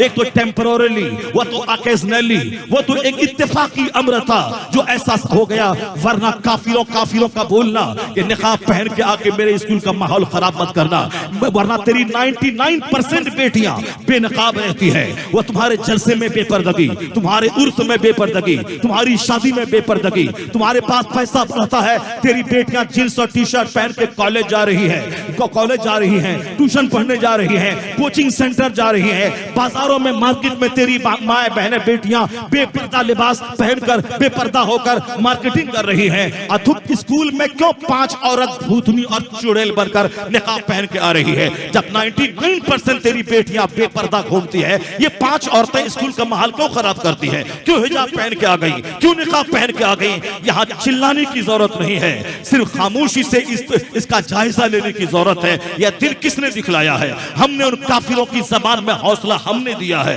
कि हमने समझा कि मौलवी का काम है दाढ़ी रखना, हमने समझा मौलवी का काम है टोपी पहनना। बहैसियत ईमानदार हमारा काम नहीं है काफिरों का मुकाबला करना, उसकी तरह क्लीन रहना, उसकी तरह लिबास पहनना। ये मौलवी का काम है मस्जिद को आबाद करना, ये मौलवी की बीवी का काम है निकाब पहनना। बाकी हमारी बेटियां ये अरबपति की बेटियां हैं, ये तो जींस टी शर्ट पहनकर जब पैसा बढ़ता रहे तो लिबास छोटा होता रहे। पहले पैसा था तो लिबास ढीला था, पैसा बढ़ा थोड़ा टाइट लिबास हुआ, और पैसा बढ़ा तो फिर जो पिंडली तक लिबास था वो घटके तखनों तो घुटनों तक आ गया। थोड़ा और पैसा बढ़ा तो वो लिबास शॉर्ट्स में बदल गया, थोड़ा और पैसा बढ़ा वह शॉर्ट्स बिकनी में तब्दील हो गया। यानी हमारा पैसा मुझको नंगा कर दिया। तो हम में एक काफिर में क्या फर्क रहा, हम में और एक काफिर की बेटी में क्या फर्क रहा? शादी ब्याह में वही धमाल है जो एक हिंदुओं के यहाँ है, फिर हम में एक जहन्नमी में क्या फर्क रहा? तो बेटी को नंगा पहले मैंने किया, मैंने उसका लिबास बदला, मैंने दुपट्टा छीना, मैंने उसको जींस से पहनाया, मैंने उसको चड्डी और बिकनी पहनाया। आज अगर कोई काफिर मेरे निकाब के खिलाफ बोल रहा है, चिल्लाता क्यों है, प्रोटेस्ट क्यों करता है, एहतजाज क्यों करता है, क्यों हल्ला करता है? ये दिन तो हमने उसको दिखलाया है। स्कूल में 90% बेटियां हमारी जींस टी शर्ट पहन के जाती है और 2-4 बेटियां निकाब पहन के आ रही है। वो तो बोलेगा ही अगर ये निकाब कंपलसरी होता तो तेरी सारी बेटियां निकाब पहनती। यहाँ तो 90% निकाब नहीं पहनती और तुम 5 क्यों हिजाब ओढ़ के स्कूल का माहौल खराब कर रही हो? उनका बोलना हक बजानिब है। यहाँ बुजुर्गों ने कहा है चिल्लाए बगैर अपनी तहरीक का जायजा लेना, अपने अमाल का जायजा लेना, अपनी अपने अहवाल का जायजा लेना। हकीकत का तकाजा यही है कि तुमको गुस्सा तो आएगा जरूर, लेकिन देखना कि ये दिन क्यों आया, तुमने ही उसको मौका दिया। अब खामोश तौर पर हर मुसलमान ये तय कर ले कि जो लिबास, जो पर्दा फर्ज है औरतों का, और हमने इस फर्ज को ताक पे रखा है, अब वो अहद कर ले कि हर 8 साल से ऊपर की मेरी बेटियां निकाब पहनेंगी, हिजाब डालेंगी, निकाब ओढ़ेंगी, न उनका सर नंगा रहेगा, न चेहरा नंगा रहेगा, चाहे मदरसे में पढ़े, चाहे कॉलेज में पढ़े, चाहे यूनिवर्सिटी में पढ़े, मगर पर्दे के साथ रहेंगी। जिस दिन 100% मेरी बेटियां नकाब पहनने लगी तो अमेरिका के कॉलेज में भी नकाब को परमिशन मिलेगा, हिंदुस्तान के स्कूलों में भी नकाब को इजाजत मिलेगी। यहाँ इज्जत में इजाफा होगा। अब मरने के बाद फातिमा ज़हरा की कनीज़ी का शरफ देकर जन्नत में जगह मिल जाएगी। होना ये चाहिए था, यह दिन देखने को क्यों मिला? नहीं, सिर्फ प्रोटेस्ट करना है, एहतजाज करना है, मौका हमने दिया है। मेरा बेटा बोलता है कि मैं दाढ़ी क्यों रखूं मौलाना, दाढ़ी रखता हूं तो मेरी बेटी मेरे निकाह में आने से इनकार कर देती है। मेरे अपने लोग कहते हैं कि नहीं जंगल वाला मुझको अच्छा नहीं लगता है। मैं कहता हूं कि हाँ, बात बिल्कुल सही है, ये मौका हमने दिया है। हमने क्या कहा, 98% लोगों ने दाढ़ी मुंडाया। सिर्फ मौलवी और मौलवी के संपर्क में आने वाला 2% आदमी उसने चेहरे को दाढ़ी से सजाया। चाहे चेहरा जैसा भी लगे, मगर सरकार की सुन्नत पे अमल करना है, जैसा कैसे लगे। डॉक्टरों और तबीबों ने भी कहा है कि दाढ़ी रखने से ताकत में इजाफा होता है, दाढ़ी रखने से हुस्न में इजाफा होता है। दाढ़ी मुंडाने के नुकसानात स्किन डिजीज है, जिल्दी अमराज है, सेक्सुअल फोर्स कमजोर हो जाती है। लगातार 7 नस्ल तक दाढ़ी मुंडाए तो 8वीं नस्ल नामर्दों और हिजड़ों की पैदा होगी। यानी मजहबी तौर पर भी दाढ़ी लाजमी है, और जिस्मानी तौर पर फिजिकली तबीबों और डॉक्टरों के नजदीक ये दाढ़ी जरूरी है। अल्लाह ने औरतों को दाढ़ी नहीं दिया, मर्दों को दी है, क्योंकि औरतों के चेहरे पे दाढ़ी के बाल या उनकी जिस्मानी कमजोरी की दलील है, उनकी निस्वानियत खत्म हो जाती है। और मर्द की दाढ़ी मुंडाने का मतलब इनके नामर्द होने की दलील है, क्योंकि औरतों के चेहरे पे दाढ़ी के बाल नहीं है। अगर उगे वो औरत निस्वानियत की सिफत से आरी होती है। मर्द के चेहरे पे दाढ़ी अल्लाह रब्बुल इज्जत की तरफ से यह दाढ़ी एक नेमत है। अगर मर्द इसको मुंडाए तो उसकी सेक्स की ताकत कमजोर हो जाती है। तो हमने इसको ताक पे रख दिया। हमने फिल्मी हीरो को देखा और चेहरा मुंडाया, हमने आज के मौजूदा यहूदो नसारा को देखा और मैंने चेहरा को मुंडाया। अब मेरे बच्चे कहते हैं दाढ़ी रखता हूं तो कॉलेज में लोग कहते हैं आतंकवादी आ गया, या दहशतगर्द आ गया, या टेररिस्ट आ गया। तो मैं कहता हूं 99 तेरा बच्चा दाढ़ी मुंडता है, और एक बच्चा दाढ़ी रख के कॉलेज जाएगा वो तो अजूबा लगेगा ही, वह तो लोगों को आतंकवादी लगेगा ही। क्योंकि जितने आतंकवादी का चेहरा है वह सारे आतंकवादी के चेहरे पे दाढ़ी है, आतंकवादी का नंगा सर है, आतंकवादी का लिबास अलग जैसा होता है। अगर तेरा बेटा भी दाढ़ी रख के जाता है स्कूल में अकेला तो लोग कहते हैं ये आतंकवादी जैसा चेहरा है। तो हमने बना दिया आतंकवादी जैसा चेहरा वाला उसको जो दाढ़ी रख के स्कूल जाता है। इस हमारे 99% बच्चे दाढ़ी मूंड के जाने लगे। क्यों? नौकरी नहीं मिलेगी, मैं आर्मी में नहीं जा पाऊंगा, मैं फोर्स में नहीं जा पाऊंगा, मेरे बच्चे मिनिस्टर नहीं बन पाएंगे, मेरे बच्चे IAS ऑफिसर नहीं बन पाएंगे। मैं कहता हूं तन्हाई में बैठ के गौर कर ले।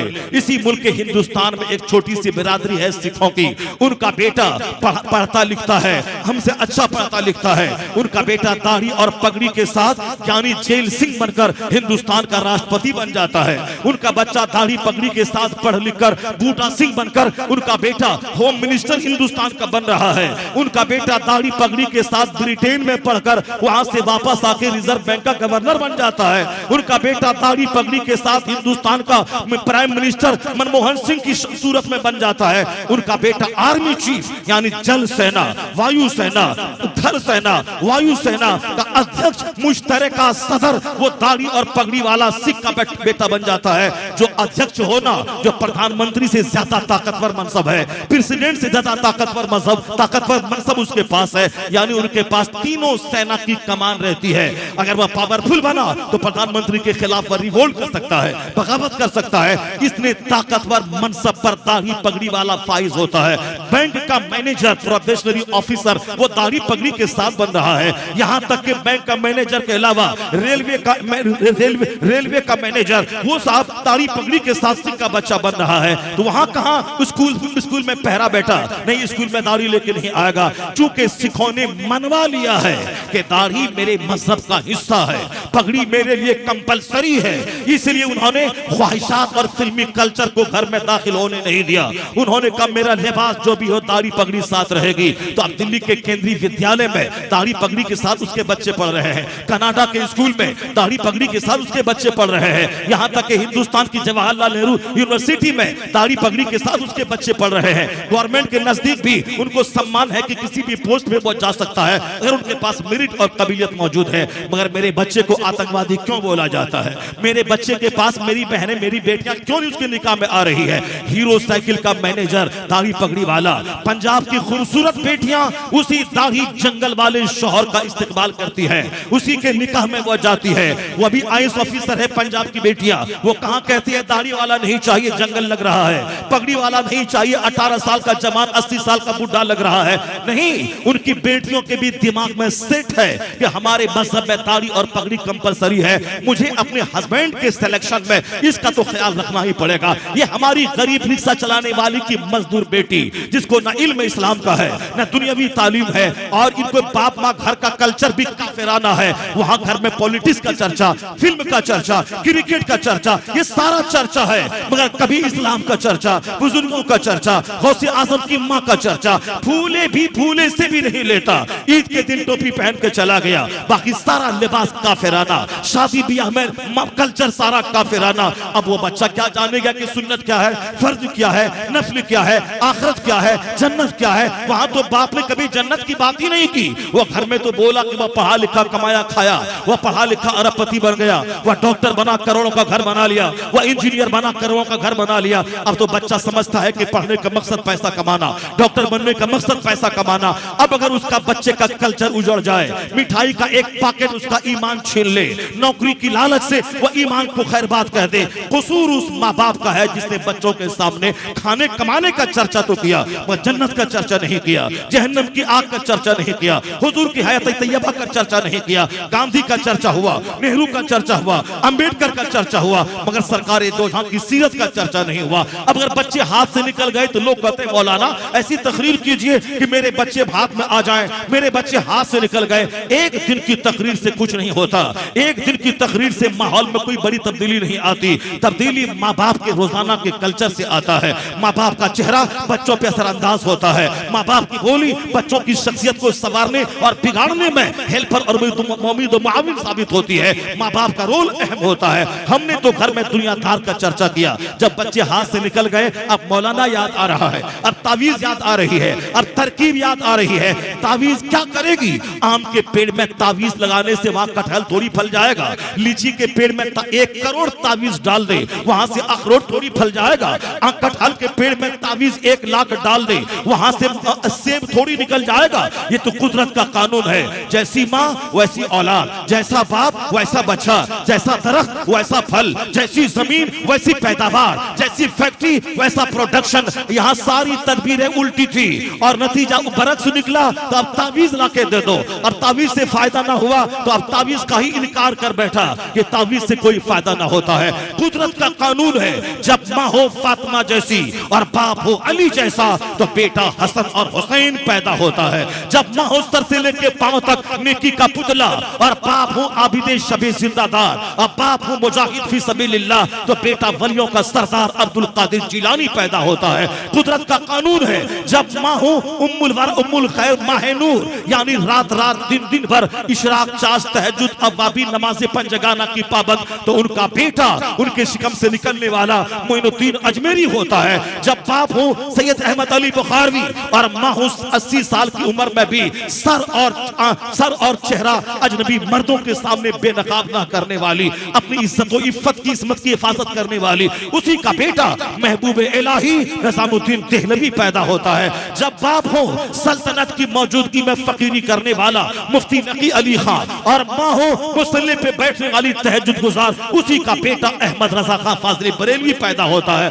जब बाप हो अहमद रजा खां और माँ हो आबेदा तो बेटा मुफ्ती आजम हिंद मुस्तफा रजा खां पैदा होता है। जब बाप हो मुफस्सिर आजम हिंद लाखों मुरीदों की मौजूदगी में सादगी से रहने वाला, ज़ुहद के साथ रहने वाला और माँ हो ऐसी लाजवाब जरूरत पड़े अपने सारे जेवरात को गिरवी रखकर मंजर इस्लाम के मुदर्रिसिन की तनख्वाह दिलाने वाली। जब माँ इसी इस्लाम का दर्द सीने में रखे और बाप करोड़ों मुरीदों की मौजूदगी में सिंपल रहने वाला, उसी कोख का बच्चा बच्चा, उसी कोख का बच्चा दुनिया इस्लाम का सबसे बड़ा आलिम ताजुल शरिया अख्तर रजा का अजहरी पैदा होता है। जब बाप नेक हो, मां नेक हो, तो स्टेट की मौजूदगी में, रऊफिया स्टेट की मौजूदगी में बेटा मुजाहिद आजम, सालार आजम हुजूर मुजाहिद मिल्लत हबीबुर रहमान अब्बासी बन के पुरस्ते शहूद पे जलवागर होता है।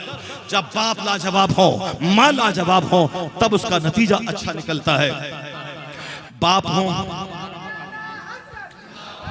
आप सुन रहे हैं बज़्म-ए-नात यूट्यूब चैनल की पेशकश।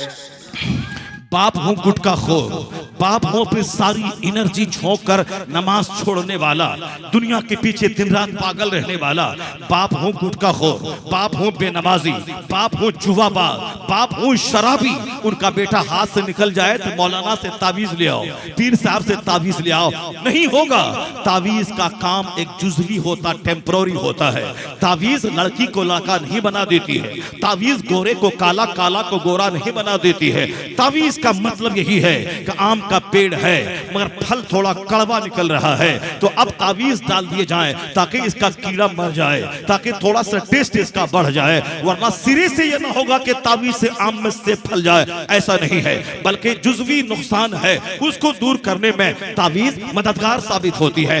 मां नेक रहे, बाप नेक रहे, अब बेटा थोड़ी सी गलत सोहबत में पड़कर दिमाग में आवारगी आ गई है, तब एक वली का हाथ उनकी शख्सियत को संवार देता है। एक छोटी सी तावीज से उनकी सोच में तब्दीली आ जाती है। लेकिन बुनियाद ही खराब हो तो फिर वहां कोई तावीज काम नहीं करेगी। बुनियाद ही खराब हो, जमीन ही बंजर हो, वहां से कोई फसल ना निकलेगी। मैं अपने किरदार का जायजा लूं, मैं अपने घर के अहवाल का जायजा लूं, और फिर पंजाब की बेटियों के दिमाग में यह बात घुस गई है कि मेरा शौहर दाढ़ी वाला ही होगा। काश मेरे बच्चे ये जान ले कि हुजूर की सुन्नत है दाढ़ी रखना, फर्ज है नमाज़े पंजगाना पढ़ना।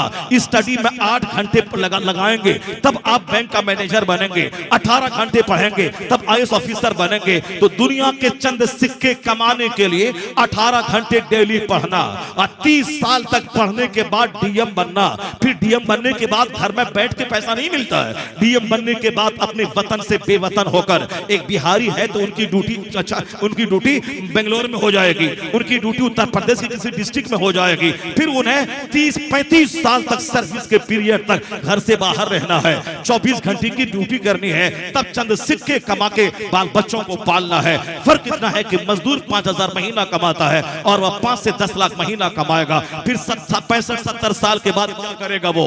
65-70 साल के बाद पेट की तकलीफ, घुटने की तकलीफ, आंख की तकलीफ, अब मौत का इंतजार करेगा। कोई 70, कोई 80-90 साल में मर गया तो फिर ये दुनिया की रोटी के लिए 25-30 साल तक पढ़ना 18 घंटे तक, और नौकरी करने के लिए 25-30 साल तक 24 घंटे चौकन्ना रहना, घर से बाहर रहना, और फिर मौत आई मर जाना। अब जहां जाना है वहां का एक दिन 50,000 साल के बराबर होगा। वहां जन्नत का बाग है तो बाग है, जहन्नम की आग है तो आग है। वहां तकलीफ है तो तकलीफ ही तकलीफ है, आराम है तो उसका कोई जवाब नहीं है। यहां तो हमने सारी एनर्जी झोंक दी चंद सिक्के कमाने के लिए। 25 साल इंजीनियर बनने की पढ़ाई करनी है, अब 25 साल नौकरी करनी है, उसके बाद बुढ़ापे में मौत का इंतजार करना है। अब वहां क्या होगा? जहां का एक दिन 50,000 साल के बराबर है, जहां मौत को ज़बह कर दी जाएगी, जहां और कोई दूसरा एज नहीं आने वाला है, वहां बस सब दिन जिंदा ही रहना है। फिर वहां की आग की फिक्र कहां है? वहां के बाग की फिक्र कहां है? अगर 18 घंटे डीएम बनने के लिए मेरा बच्चा निकाल सकता है, कम से कम रोजाना 18 मिनट इस्लाम समझने के लिए निकालना पड़ेगा, कुरान के लिए निकालना पड़ेगा, मुस्तफा की हयात तैयबा के लिए निकालना होगा। पेट के लिए 18 घंटे और जन्नतुल फिरदौस के लिए 18 मिनट निकाल दे। जन्नत के लिए रोजाना नमाज़े पंजगाना के लिए 1 घंटा निकाल दे, तब लगेगा इसको दुनिया भी चाहिए, इसको जन्नत भी चाहिए, इसको जन्नत भी चाहिए, इसको दुनिया भी चाहिए। यहाँ तो दुनिया का जुनून सवार है, आखिरत की बात ही कोई नहीं करता। अब बोलता अल्लाह ताला माफ कर देगा, अल्लाह ताला माफ कर ही देगा। अल्लाह माफ करने वाला है और अल्लाह ताला रोजी भी देने वाला है। ये सब मुसलमान को अकीदा रखना है, अल्लाह रोजी देने वाला है। जब अल्लाह रोजी देने वाला है, यह जब 35 साल तक मेरा बच्चा मजदूर बनकर एड़ी रगड़कर बंबई के इंजीनियरिंग कॉलेज में क्यों पढ़ा? जब अल्लाह रोजी देने वाला है तो मेरा बच्चा इंडिया में नीट नहीं निकाल पाया, एमबीबीएस कॉलेज नहीं मिला, या यूक्रेन में जाके 5 साल से क्यों टपला खा रहा है? मेरा बच्चा अपने घर से बाहर 18 घंटे स्टडी करके वह डीएम क्यों बन रहा है?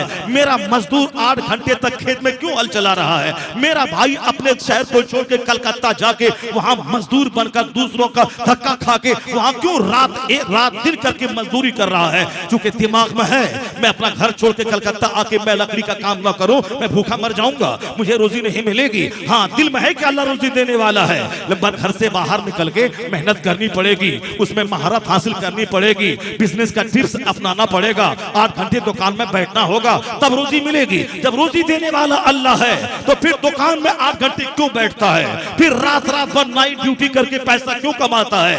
वहां शर्त है अल्लाह रोजी देने वाला है, मगर दिमाग में रिंग है कि मेहनत ना करूं तो रोजी नहीं मिलेगी, दुकान में ना बैठूं तो रोजी नहीं मिलेगी। काश यही सोच हर मुसलमान के दिमाग में बैठ जाए कि हमने जिस तरह दुनिया को सीरियस लिया है, रोजी देने वाला अल्लाह है, लेकिन नहीं जाऊं तो रोजी नहीं मिलेगी, अल्लाह के हुक्म को मानते हुए रोजी की तलाश करनी है। यही सोच बैठ जाए कि रोजी देने वाला रब है, मगर दुकान जाना होगा, फैक्ट्री जाना होगा, खेत जाना होगा, तदबीर करनी होगी। यही तो इस्लाम कहता है। दुनिया की रोजी चाहिए तो खेत और दुकान जा, और जन्नत चाहिए तो सोच ले मुझे मस्जिद जाना होगा, नमाज पढ़नी होगी, तिलावत करनी होगी। रोजी देने वाला रब है, मैं दुकान जाता हूँ, रब रोजी देता है, मैं मस्जिद आता जाता हूँ, रब रहम करके मेरे गुनाहों को मिटा के जन्नतुल फिरदौस में जगह अता करेगा।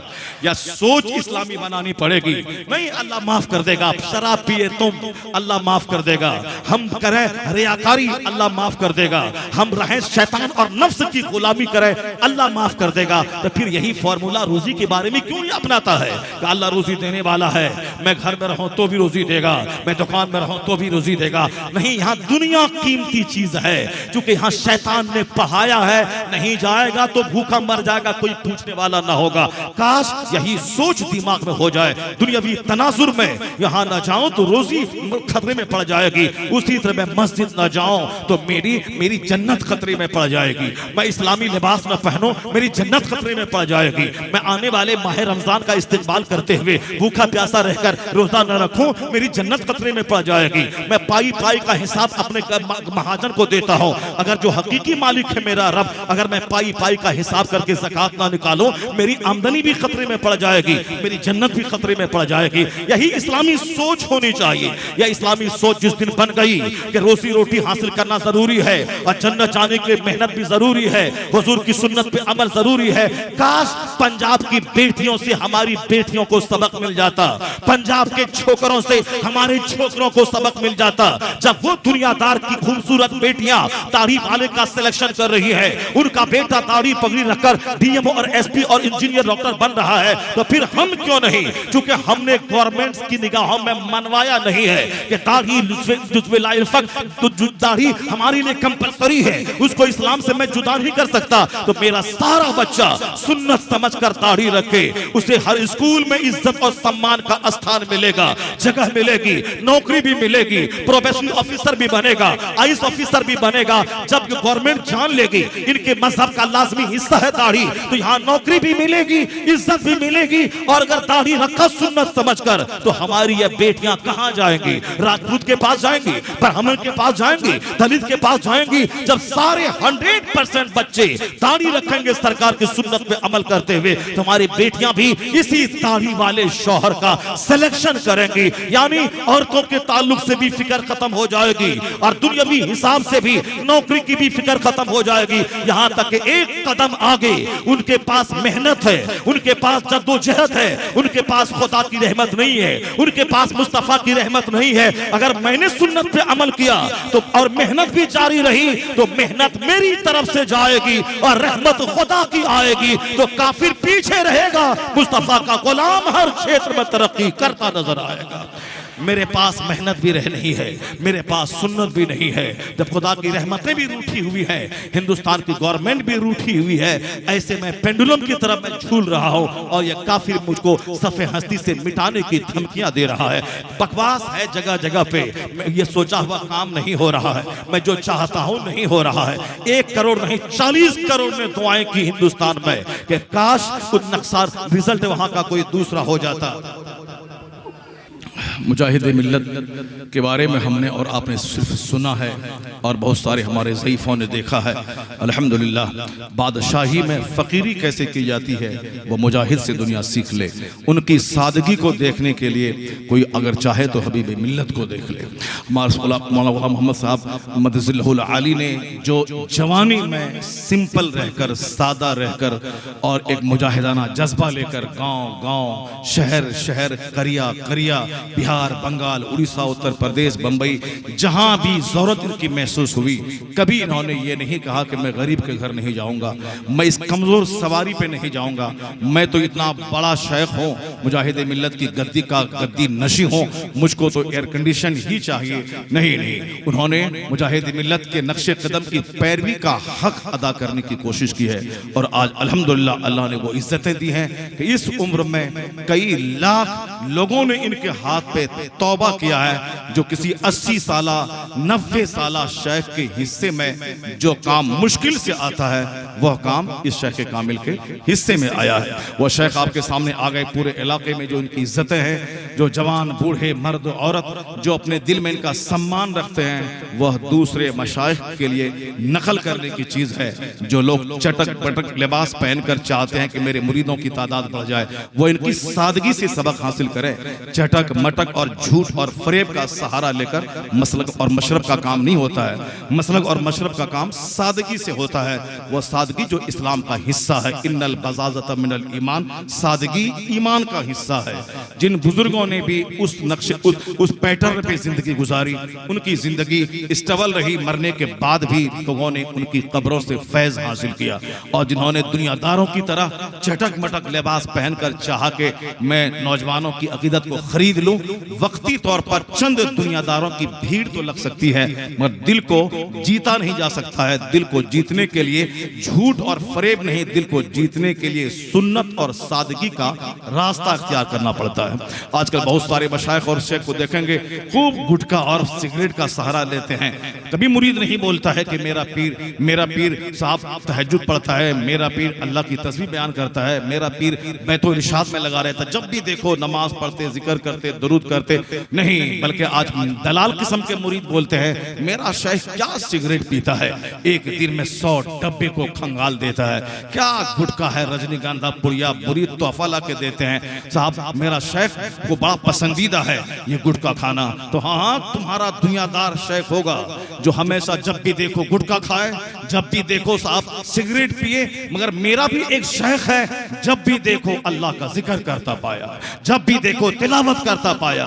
और एक शेख आजम था आज से 2 साल पहले, जिनका इस दुनिया से जाना हुआ, जिनको अमेरिका की गली में देखा, जिक्र इलाही करता देखा, बैतुल इरशाद करता देखा, दर्स बुखारी करता देखा, बच्चों के दरमियान वाज करता देखा, मुरीदों को समझाता देखा। 75 साला वो शेख जिन्होंने कभी गुटखा को मुंह तक न लगाया, वो 75 साला शेख फजूलियात का माहिर नहीं था, वह शरीयत का माहिर बनकर जब भी मुरीद कहते हैं मैंने जब भी देखा, आलिमों की झुरमुट में देखा, फतवा का जवाब देता देखा, फतवा लिखते देखा, किताब लिखवाता देखा, वाज करता देखा।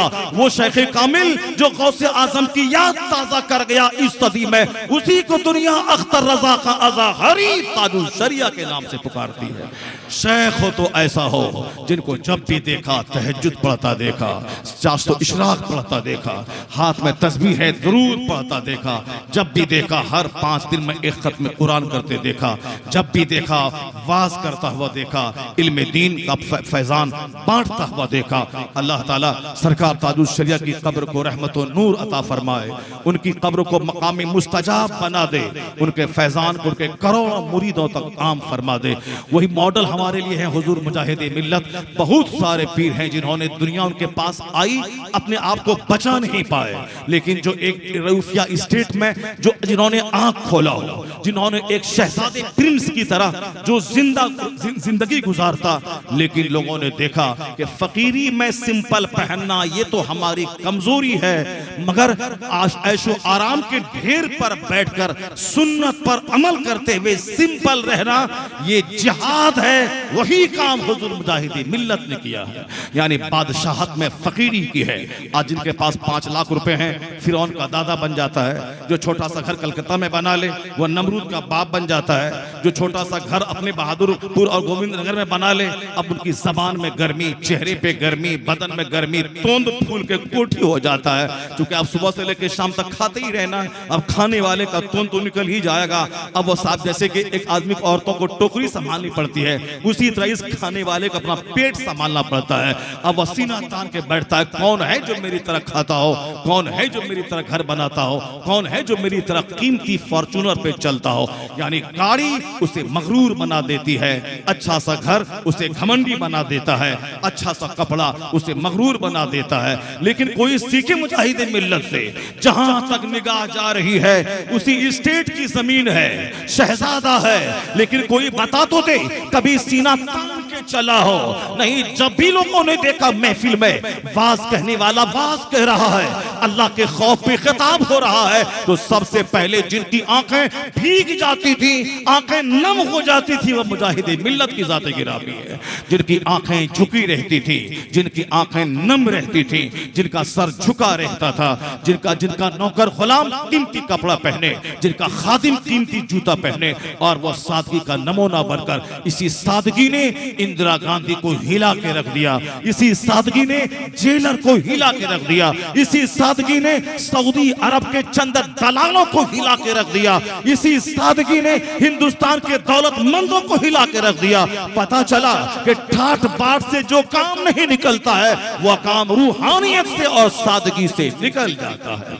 इसलिए हमारे मालदारों को भी चाहे वो 1000 अरबों में खेले, लेकिन दिल मिस्कीन जैसा रहना चाहिए, जबान में नरमी आ जानी चाहिए, आंखों में हया आ जानी चाहिए, उनके घर में पर्दे का माहौल आ जाना चाहिए कि दौलत बढ़ती रहे और उनका अखलाक भी बढ़ता रहे, दौलत बढ़ती रहे, उनकी इबादत भी बढ़ती चली जाए। बस एक आखिरी बात मैं कह के जाना चाहता हूं, आज हमारी सोच है कि मैं जो दुआ करता हूं मेरी दुआ कबूल हो जाए। एक मौलवी साहब ने वजीफा बताया था कि 700 बार ये पढ़िए और 300 बार वो पढ़िए और कल रिजल्ट आने वाला है, और मुमकिन है कि हमारी तबीयत के मुताबिक वो रिजल्ट आ जाए। यानी पंडित जी ना आए, वो जादव जी आ जाए, और यह जादव जी आ जाए, ताकि हिंदुस्तान के हक में पंडित जी का आना दोबारा अच्छा नहीं है। हिंदुस्तान एक अमन पसंद मुल्क है, हिंदुस्तान एक सेकुलर और जमहूरी और प्रजातंत्र मुल्क है। यहाँ तानाशाही के लिए कोई जगह नहीं है, मगर चंद लोगों ने चंद सपोर्टर की वजह से तानाशाही हिंदुस्तान में नाफिज करना चाहता है। इसलिए सारे सेकुलर वोटर्स को चाहिए उन तानाशाहों का खात्मा करके सेकुलर छवि वाले लोगों को हिंदुस्तान के अमन को भंग करने से बचाने के लिए उन लोगों को लाए, उनका सपोर्ट करे। हिंदुस्तान से जिसको प्यार है उसे जमहूरियत से प्यार है, उसे सेकुलर छवि से प्यार है, उसे तानाशाहों से प्यार नहीं है। इसलिए बहैसियत हिंदुस्तानी उन लोगों की एक्टिविटीज से हमको नाराजगी है जो हिंदुस्तान को टुकड़े टुकड़े करना चाहता है, जो हिंदुस्तान के अमन को भंग करके खून रेजी के माहौल में जंग में झोंकना चाहता है। वो बहुत सारे लोगों ने कहा दुआ कीजिए, दुआ कीजिए, दुआ कीजिए, दुआ कीजिए, फिर वही फार्मूला सामने आएगा कि लगाएं आम का पेड़ और दुआ कर दें कि सेब इसमें से निकल जाए, अखरोट निकल जाए। ऐसा नहीं होता है, बुनियाद ही खराब है तो फिर कैसे दुआ रंग लाएगी। हुजूर ने कहा था कि एक शख्स दूर दराज से चलकर हाथ फैला के या रब कहता है, पेट चिपका हुआ है पीठ के साथ, आंखें धसी हुई है थकावट की वजह से, अगर तो गुबार से चेहरा और बाल पिटा हुआ है। अब लोग देखने वाला कहता है कि जो दुआ मांगे दुआ कबूल होगी, चूंकि हालत बेकसी में दुआ कबूल होती है, हालत आंसू में दुआ कबूल होती है, ढटाई के साथ डेकार के साथ दुआ कबूल नहीं होती है। जहां मिस्कीनियत हो, जहां झुकाव हो, जहां नरमी हो, जहां बेसहारगी हो, वहां दुआ कबूल होती है। जनाब मूसा अलैहिस्सलाम ने कहा था, इलाही तू कहां रहता है? रब ने कहा, मैं दिल शिकस्ता में रहता हूं, जहां दिल टूट जाता है, खाना चाहता है खाना नहीं, पहनना चाहता है कपड़ा नहीं, वो इज्जत चाहता है बज़ाहिर हालात अच्छे नहीं, बच्चों को खिलाना चाहता है मगर पैसे नहीं, दिल टूट जाता है एक बाप का। मैं ऐसा कमजोर बाप हूं जो बच्चों को उनकी पसंद के मुताबिक खाना भी नहीं दे सकता, तो अल्लाह रहता कहां है? अल्लाह की मार्फत का नूर वह दिल शिकस्ता में रहता है। जिनके पास दुनिया फरावानी के साथ नहीं रहती, जो सर ढके तो पांव खोले, पांव ढके तो सर खोले, क्योंकि हलाल फरावानी से नहीं मिलता और हराम तो मुंह खोल के खड़ा है। एक बार झूठ बोल दे करोड़ों ले ले, गंदी राह पे आजा खरबों ले ले, यानी हराम मुंह खोल के खड़ा है और हलाल का रास्ता एक है, बहुत दुश्वार गुजार रास्ता है। जिसको जन्नत का ऐश चाहिए, हराम को थूकना पड़ेगा, हलाल को गले लगाना पड़ेगा और यहाँ सब्र करना पड़ेगा। दिल में हजार चोट लगे कि मैं बच्चों को खिला नहीं पाता हूँ, उस चोट को बर्दाश्त करना पड़ेगा। जनाब मूसा ने कहा, इलाही तू कहां रहता है? कहा, टूटे हुए दिल में तलाश कर। कहा, मुझसे ज्यादा टूटा हुआ दिल किसका होगा माबूद? कहा, बस वही तलाश कर, मैं वही मिल जाऊंगा। यानी अल्लाह रब्बुल इज्जत की मार्फत का नूर वहां रहता है, जहां दिल टूट जाए, आंखों से आंसू बहने लगे, दिल शिकस्ता में रहता है। दुआ की कबूलियत के लिए वह शख्स हाथ उठा के कहता है, इलाही मेरी दुआ कबूल कर ले। देखने वाला देखेगा, लगेगा कहा ये टूटा हुआ दिल वाला दुआ कबूल हो जाएगी। और हुजूर कहते हैं, मुस्लिम शरीफ की हदीस है, अन्ना युस्तजाब, कैसे दुआ कबूल होगी? मतअमहु हराम, मलबसहु हराम, मशरबहु हराम, इसके पेट की ग़िज़ा हराम की है, उसके पेट का पानी हराम का है, उसके बदन का कपड़ा हराम का है। अन्ना युस्तजाब, कैसे दुआ कबूल होगी? मुस्लिम शरीफ की हदीस का तेवर बता रहा है, दुआ की कबूलियत के लिए हलाल ग़िज़ा जरूरी है, दुआ की कबूलियत के लिए हलाल ग़िज़ा जरूरी है। और हदीस का मफ़हूम है, जिस कौम की औरतों के पायल की आवाज गैर मर्दों के कान तक पहुंचे, उस कौम के मर्दों की दुआ को अल्लाह रद्द कर देता है। जहां शादी ब्याह में सारा काफिराना कल्चर हो, हुजूर ने कहा था, मर्द की खुशबू यह है कि रंगत दिखाई ना पड़े मगर खुशबू उसकी फैले, और औरत की जीनत यह है कि खुशबू फैले नहीं बल्कि रंगत दिखाई पड़े, यानी हाथ में रंग लगाए, हिना लगाए, मेहंदी लगाए, मगर ऐसी खुशबू जो रास्ता चलते हुए दूसरों की तवज्जो को अपनी तरफ खींचे, वह खुशबू औरत न लगाए। जरा आज देखें हालात कैसे है, रास्ते से गुजरे कोई, आंख बंद करके कोई नाबीना हो तो लहराती हुई खुशबू से पता चलता है कोई खातून जा रही है। वो चार्ली, वो फेयर एंड लवली, वो मेकअप, बाज़ाब्ता ब्यूटी पार्लर का एक डिपार्ट कायम हो गया है। बाज़ाब्ता जिसके घरों में साहब ड्रेसिंग टेबल है, वहां सारा सामान देखें आप, शोहर तंग है सारा सामान ला के देते देते, उसके बावजूद भी चेहरा देखें, ऐसा लगता है कि चेहरे पे साहब अंधेरा है, तारीकी है और चेहरा बदरंग होता जा रहा है। तो वहां अल्लाह ने हुस्न के लिए वुजू दिया है, हुस्न के लिए गुस्ल का सिस्टम दिया है, हुस्न के लिए सजदा दिया है। यहां तक कि आज साइंसदान भी कहते हैं मुसलमान औरतों को कोई केमिकल लोशन लगाने की जरूरत ही क्या है, या 5 वक्त नमाज पढ़ती है, उससे पहले फेस वॉश, हैंड वॉश की सूरत में शानदार वुजू है, ये वुजू करे, 5 वक्त वुजू करे जिसमें फेस वॉश होता है, सजदा थोड़ा लंबा कर दे। करोड़ों का मेकअप करने के बाद जो हुस्न नहीं आएगा, वह हुस्न लंबा सजदा और वुजू उसको अता कर देगा। यहाँ तो वजू ही नहीं है और साहब 1-1 घंटे तक आईना के सामने बैठकर सजना और धजना है और अपनी खुशबू से दूसरे अजनबी मर्दों के दिमाग में वसवसात और बुरे ख्यालात को जन्म देना है। औरतों की खुशबू दूसरों तक ना जाए, उनकी खुशबू है रंगत यानी हिना और रंग, मर्दों की खुशबू है दूसरों तक फैले।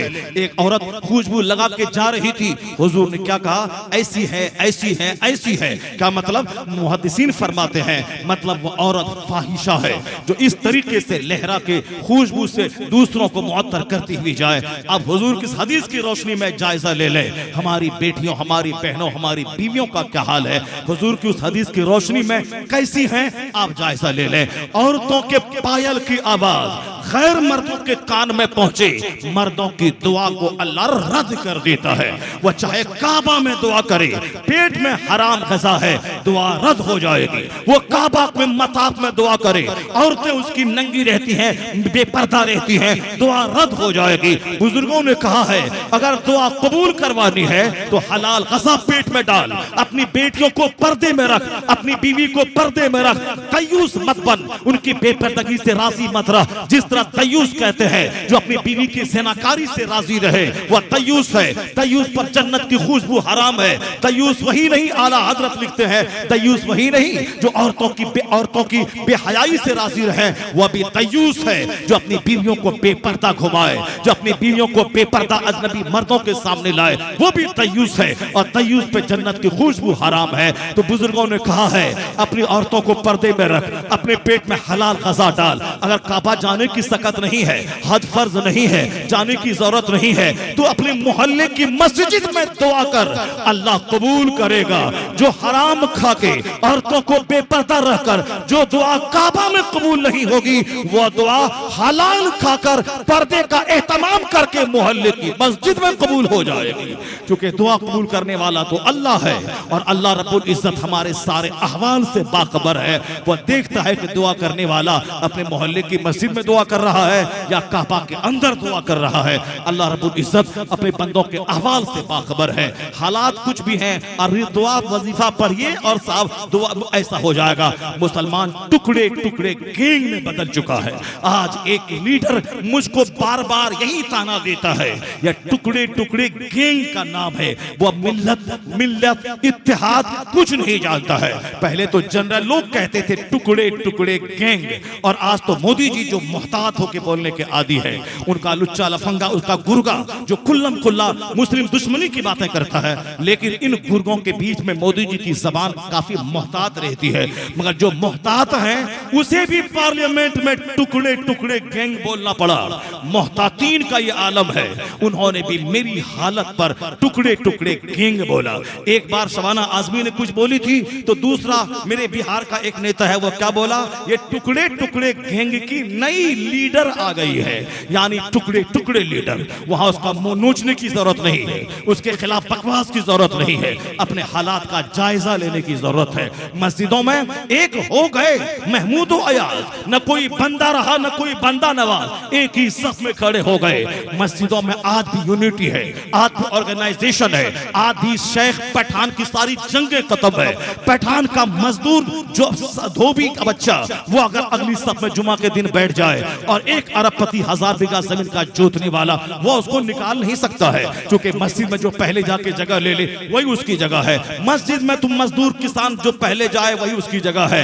वहां देखने को मिलता है डेमोक्रेसी, वहां देखने को मिलता है प्रजातंत्र, वहां देखने को मिलता है मसावात, वहां देखने को मिलता है इक्वालिटी का शानदार नजारा। जैसे ही मस्जिद से बाहर निकले, वह धोबी है बेटी नहीं देना है, वह अंसारी है बेटी नहीं देनी है, वह जोलाहा है बेटी नहीं देनी है, वह नदाफ है बेटी नहीं देनी है, मैं शेख हूँ वह पठान है बेटी नहीं देनी है, मैं अमीर हूँ वह गरीब है नहीं देनी है, मैं शहर का हूँ वह देहात का है नहीं देना है।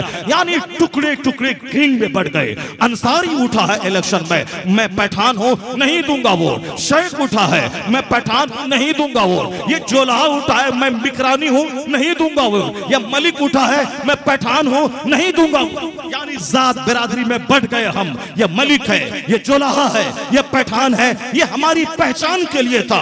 अल्लाह कहता है कुरान करीम में, हमने एक मर्द औरत से तुझको पैदा किया है और अलग अलग कबीलों में तुझको मैंने बांट दिया है ताकि आपस में पहचान रहे। ये फला खानदान का है, ये फला खानदान का है, ये हमारी पहचान के लिए था। ये शेख, ये पठान, ये जोलाहा, ये नदाफ, मगर मैंने उसको घमंड का इशू बना लिया। मैं शेख हूँ, मैं पठान हूँ, ये जोलाहा है, ये नदाफ है, जो हमारी पहचान के लिए हमारी आइडेंटिटी थी, ताकि पहचान। अब्दुल्ला नाम का 5 बच्चा समाज में है, तो अब क्या जाने किसका बेटा है वो। इसलिए अब्दुल्ला इब्ने अब्बास, अब्दुल्ला इब्ने अबू बकर, अब्दुल्ला इब्ने जैद, ताकि उनके बाप के नाम से पता चले ये फला फला बाप का ये बेटा है। ये बाप का नाम मेरी पहचान है, मोहल्ले का नाम मेरी पहचान है, ये बिरादरी ये मेरी पहचान है। बाकी अल्लाह के नजदीक इज्जत वाला कौन होगा और समाज में भी सबसे ज्यादा इज्जत कौन पाएगा? अल्लाह ने फॉर्मूला दिया है, इन्ना अकरमकुम इंदल्लाहि अतकाकुम। उसी आयत में जिसमें यह बात कही गई है, एक मर्द औरत से तुझको पैदा किया और मुख्तलिफ कबीलों में तुझको मैंने बांट दिया ताकि आपस की पहचान बाकी रहे। और आगे अल्लाह कहता है, खबरदार इस पहचान को गुरूर का जरिया मत बनाना। इन्ना अकरमकुम इंदल्लाहि अतकाकुम, तुम में सबसे ज्यादा इज्जत वाला वही है अल्लाह के नजदीक जो सबसे ज्यादा अल्लाह से डरने वाला है। यानी जितना ज्यादा मुत्तकी है वही अल्लाह के नजदीक सम्मान वाला है, वही इज्जत वाला है। और मुस्लिम सोसाइटी में भी यही फरमान है, अब काले को गोरे पर, गोरे को काले पर कोई फजीलत कोई फौकियत नहीं। जहां तकवा है, जहां दीनदारी है, उसी को इज्जत मिलेगी, उसी को सम्मान मिलेगा। हमने हुजूर की इस हदीस को ताक पे रख दिया और हम बिरादरी के नाम पे टुकड़े टुकड़े हो गए। पीर मुरीदी का नाम था पीर शेख कामिल, जिसमें 4 शर्तें पाई जाए, वह सहीहुल अकीदा हो और आलिम हो। चूंकि पीर का मतलब जन्नत का रास्ता दिखाने वाला, जो खुद जानकार ना हो वो मुरीदों को क्या जन्नत का रास्ता दिखलाएगा। इसलिए मसलके आला हजरत मजहब इस्लाम में पीर बनने की 4 शर्तें हैं। यानी वो मुतसल्लिम सुन्नी हो, सहीहुल अकीदा, कंप्रोमाइज नहीं करना जानता हो बदअकीदों से, मुस्तफा के गुस्ताखों से। हर हाल में चाहे इज्जत खतरे में पड़ जाए, चाहे रोजी खतरे में पड़ जाए, पर सुन्नियत और ईमान कभी खतरे में ना पड़े। मुतसल्लिम सुन्नी हो। दूसरा कंडीशन है कि वह शख्स आलिम दीन हो, यानी जन्नत का रास्ता दिखाने वाला हो। मुरीद उनसे मसाइल पूछेंगे, नमाज रोजे हज व ज़कात के मसाइल, निकाह खुला अकीका तलाक के मसाइल। पीर इतना जानकार हो कि किताबों की मदद से उन मसाइल को निकाल सके, आलिम हो। और तीसरी शर्त है कि आलिम इल्म हासिल करना और है, मुत्तकी बनना और है। इल्म और तकवा दोनों उसके अंदर जमा हो, यानी वह फासिक न हो। पीर की ताज़ीम वाजिब है, मगर अगर कोई बेनमाजी है, बेनमाजी की ताज़ीम नहीं, तौहीन की जाएगी। क्योंकि बेनमाजी फासिक की ताज़ीम करने से अल्लाह का अर्श हिलने लगता है। और खूब यहाँ जानने के बावजूद चापलूसी हम करते हैं, ये बेनमाजी है, शराबी है, ज़िनाकार है, मगर चूंकि दौलतमंद है, खूब मुस्कुरा के मिलना, खूब उनके पास जाके 1 घंटा बैठ के उनको सपोर्ट करना। और कोई नमाजी मुत्तकी परहेजगार है मगर गरीब है, उसके पास बैठना, उनके सलाम का जवाब देना, ये मेरी शान के खिलाफ है। शरीयत बीमार है हमारे घर में, मुस्तफा की सुन्नत कमजोर है मेरे घर में, उसके बावजूद ये बकवास है कि दुआ मेरी कबूल नहीं होती, मेरी दुआ कबूल नहीं होती। मेरे घर में किस कदर शरीयत कमजोर है। जालिमों को इज्जत नहीं, फासिकों को इज्जत नहीं, बल्कि मुत्तकी को सम्मान देना चाहिए। अब पीर का मुत्तकी रहना जरूरी है, पीर की ताज़ीम जरूरी है, पीर की ताज़ीम लाजमी है। पीर ताज़ीम ना होगी तो उनकी बात बेवजन हो जाएगी। ताज़ीम जहां होती है वही बात की कदर होती है। पीर ने बोला है कि गुटखा नहीं खाना है, पीर ने कह दिया। अब हजार तबीयत के खिलाफ वो बात है, नहीं खाना नहीं खाना, मुर्शिद ने कह दिया है। मुर्शिद ने बोला है बीड़ी सिगरेट खाने से मुंह में बदबू पैदा होती है, वह फजूलियात है, फजूलियात से मुसलमान को बचना चाहिए। हुजूर ने कहा है एक मोमिन के इस्लाम का हुस्न यह है गैर जरूरी चीजों को छोड़ दे। पीर ने कहा है सिगरेट गैर जरूरी है, खैनी गैर जरूरी है, गुटखा गैर जरूरी है, हमने पीर के कहने पर छोड़ दिया। यानी सम्मान जितना ज्यादा दिल में होगा उतनी ही ज्यादा उनकी बात वजनी समझी जाएगी। और आज तो पीरी मुरीदी का रिश्ता कितना कमजोर हो गया है वो सबों को मालूम है। बेटा पैदा हो गया तो पीर है, अब बेटी पैदा हुई तो पीर साहब की दुआ रद्द हो गई, कबूल नहीं हुई। ये कैसा पीर है? यानी मन के मुताबिक सारा काम होता रहे तब पीर साहब लाजवाब है। और जहां आजमाइश के तौर पर मेरी बदअमली की सजा मिले, सजा दे अल्लाह, अब वहां पीर साहब नहीं रहे। अजमेर में भी वो सत्य नहीं रहा। अब गौसे पाक का नाम लेने से भी मुसीबत नहीं टलती है, वो पहले होता था अब नहीं होती है। मन के मुताबिक काम हो तो गौस गौस है, ख्वाजा ख्वाजा है, पीर पीर है। मन के खिलाफ हुआ तो न पीर कुछ है, न ख्वाजा कुछ है, न गौस कुछ है, न मौलाना कुछ है, न कोई फकीर कुछ है। पीर का आलिम होना और मुत्तकी होना जरूरी है। और चौथी कंडीशन यह है पीर का रिश्ता सरकार दो जहां तक, यानी उनके जो उनकी खिलाफत, उनके सिलसिला का जो इत्तिसाल है वो सरकार दो जहां तक हो। हुजूर ने खिलाफत दी मौला अली को, उन्होंने खिलाफत दी हसन बसरी को, उन्होंने खिलाफत दी फला को। अब वो सीधे लगातार बीच में कहीं कटिंग ना हो। ये 4 शर्त है मुर्शिदे कामिल होने की। अब ये कहीं नहीं लिखा है वो सैयद होना चाहिए, पठान नहीं होना चाहिए, शेख नहीं होना चाहिए, जोराहा नहीं होना चाहिए। बुरा हो उस गंदी ज़हनियत का जो शरीयत में तबीयत को घुसेड़ता है। जालिम जब नहीं कहा गया कि सैयद का होना पीर होने के लिए जरूरी है, तो फिर क्यों घुसेड़ता है कि पीर वही होगा जो सैयद होगा। आला हजरत तो सैयद नहीं है, बेशुमार लोग हैं जो सैयद नहीं है, फिर उनके बारे में क्या कहेगा। यह सिर्फ जलील किस्म के लोग अपनी रोटी सेकने के लिए, पीर हुआ बकरा, मुरीद हुआ चारा, साल में घूमता है और चारा नोचना है। मेरे चारे में कोई दखल अंदाज में साबित ना हो, कोई मेरे मुरीदों को छीन ना ले, कुरान हदीस की बात बताकर छीन ना ले। इसीलिए वो इस तरह की बकवास करता है कि पीर होने के लिए सैयद जरूरी है, पीर होने के लिए अहले बैत अतहार का फर्द जरूरी है। झूठ है, गलत है, शरीयत पर इफ्तरा है और बहतान है। पीर होने के लिए ये 4 शर्तें हैं, इल्म हो, ईमान हो, तकवा हो और सरकार तक उनका इत्तिसाल खिलाफत के सिलसिले से एतबार से हो, वह पीर कामिल है। पर नफ्स की गुलामी में न जाने क्या क्या लोग करते हैं। हम लोग बच गए, या मेरा पीर है वो तुम्हारा पीर है। तुम्हारा पीर काला पहनता है, मेरा पीर उजला पहनता है। तुम्हारा पीर सर पे पगड़ी काली पहनता है, मेरा पीर हरे रंग का पगड़ी पहनता, हरे रंग की पगड़ी पहनता है। तुम्हारा पीर तो वो उड़ीसा का है, हमारा पीर तो उत्तर प्रदेश का है। तुम्हारा पीर तो गुजरात का जंगली है, हमारा पीर तो साहब दिल्ली हिंदुस्तान की राजधानी का है। यानी पीर का वतन, पीर की जगह, पीर का लिबास, पीर की बेटी, पीर का बेटा, पीर की खानका के नाम पे टुकड़े टुकड़े हम हो गए। एक मोहल्ले में 50 आदमी है, 50 पीर से मुरीद होकर 50 टुकड़े में बढ़ गए। किसी की बात अच्छी नहीं लगती। हमने रात किशोर को मौका दिया टुकड़े टुकड़े किंग का, हमने मौका दिया मोहताज आदमी को बोलने का।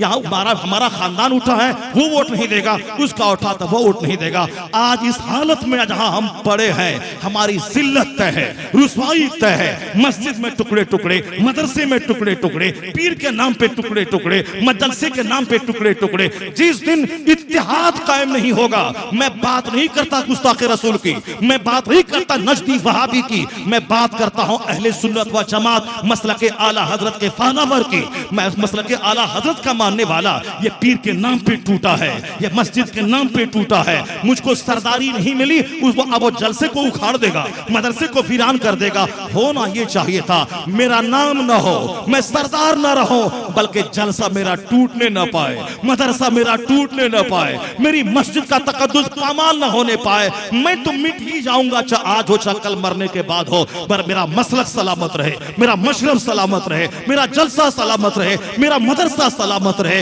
ये सोच इस्लामी है। और वह सोच के मुझको नहीं, मेरी बात नहीं मानी, फला को लाओ, और नहीं लाया हम जलसे को फलाप कर देंगे, फला मुकर्रिर को धोख बोल देंगे, नहीं आना है। टुकड़े टुकड़े किंग में हम बढ़ गए। मुजफ्फरपुर में एक भाई ने एक पीर साहब को उत्तर प्रदेश से बुलाया, सोचा कि उसको बुला लेगा, इसकी इज्जत में इजाफा हो जाएगा, 2 4 10 20 लोगों की भीड़ इनके पास लग जाएगी। उन्होंने दूसरे मौलवी को पैसा दे के बोला उसको मना कर दे, वो 40 देगा तो मैं 50 दूंगा, वह 20 दिया है तो मैं 40 देता हूं, मना कर दे। मना कर दिया।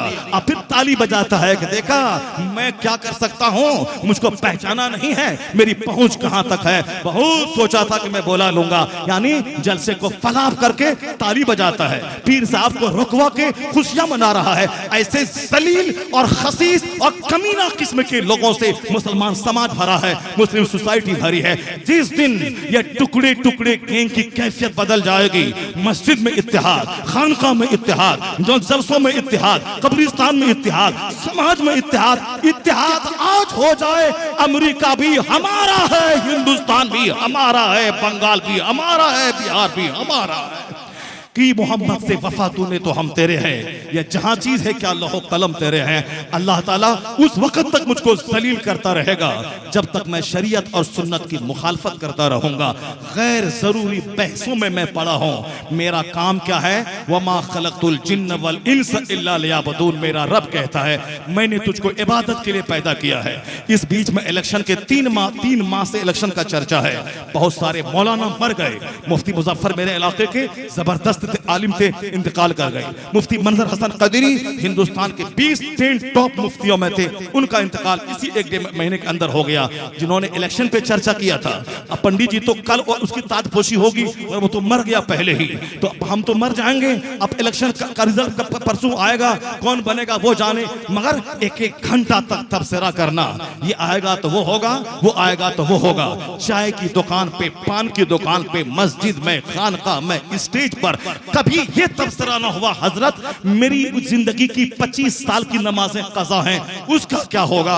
हज मुझ पर फर्ज हुआ था 20 साल पहले, उसका क्या होगा। ज़कात मैं 3 साल से निकाल रहा हूं, मुझ पर तो ज़कात 25 साल से फर्ज है।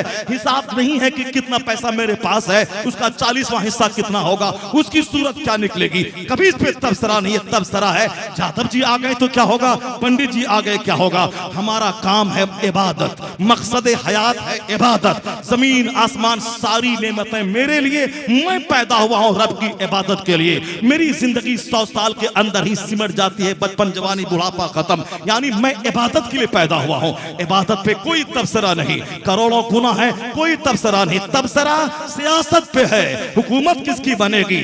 अल्लाह क्या कहता है, कुलिल्लाहुम्मा मालिकल मुल्क तूतिल मुल्क मन तशा व तंज़िउल मुल्क मिम्मन तशा व तुइज़्ज़ु मन तशा व तुज़िल्लु मन तशा। सारे बादशाहों का बादशाह है वो खुदा, जिसे चाहता है हुकूमत देता है। अल्लाह सच्चा, अल्लाह की बात सच्ची, और जो बोले या सच्चा नहीं वो काफिर। शादीशुदा हो तो उसका निकाह खारी। अब जब बीवी के पास जाएगा वलदुस ज़ना, और हराम उसका बच्चा पैदा होता रहेगा, ये ज़िनाकारी। अल्लाह सच्चा, अल्लाह की बात सच्ची।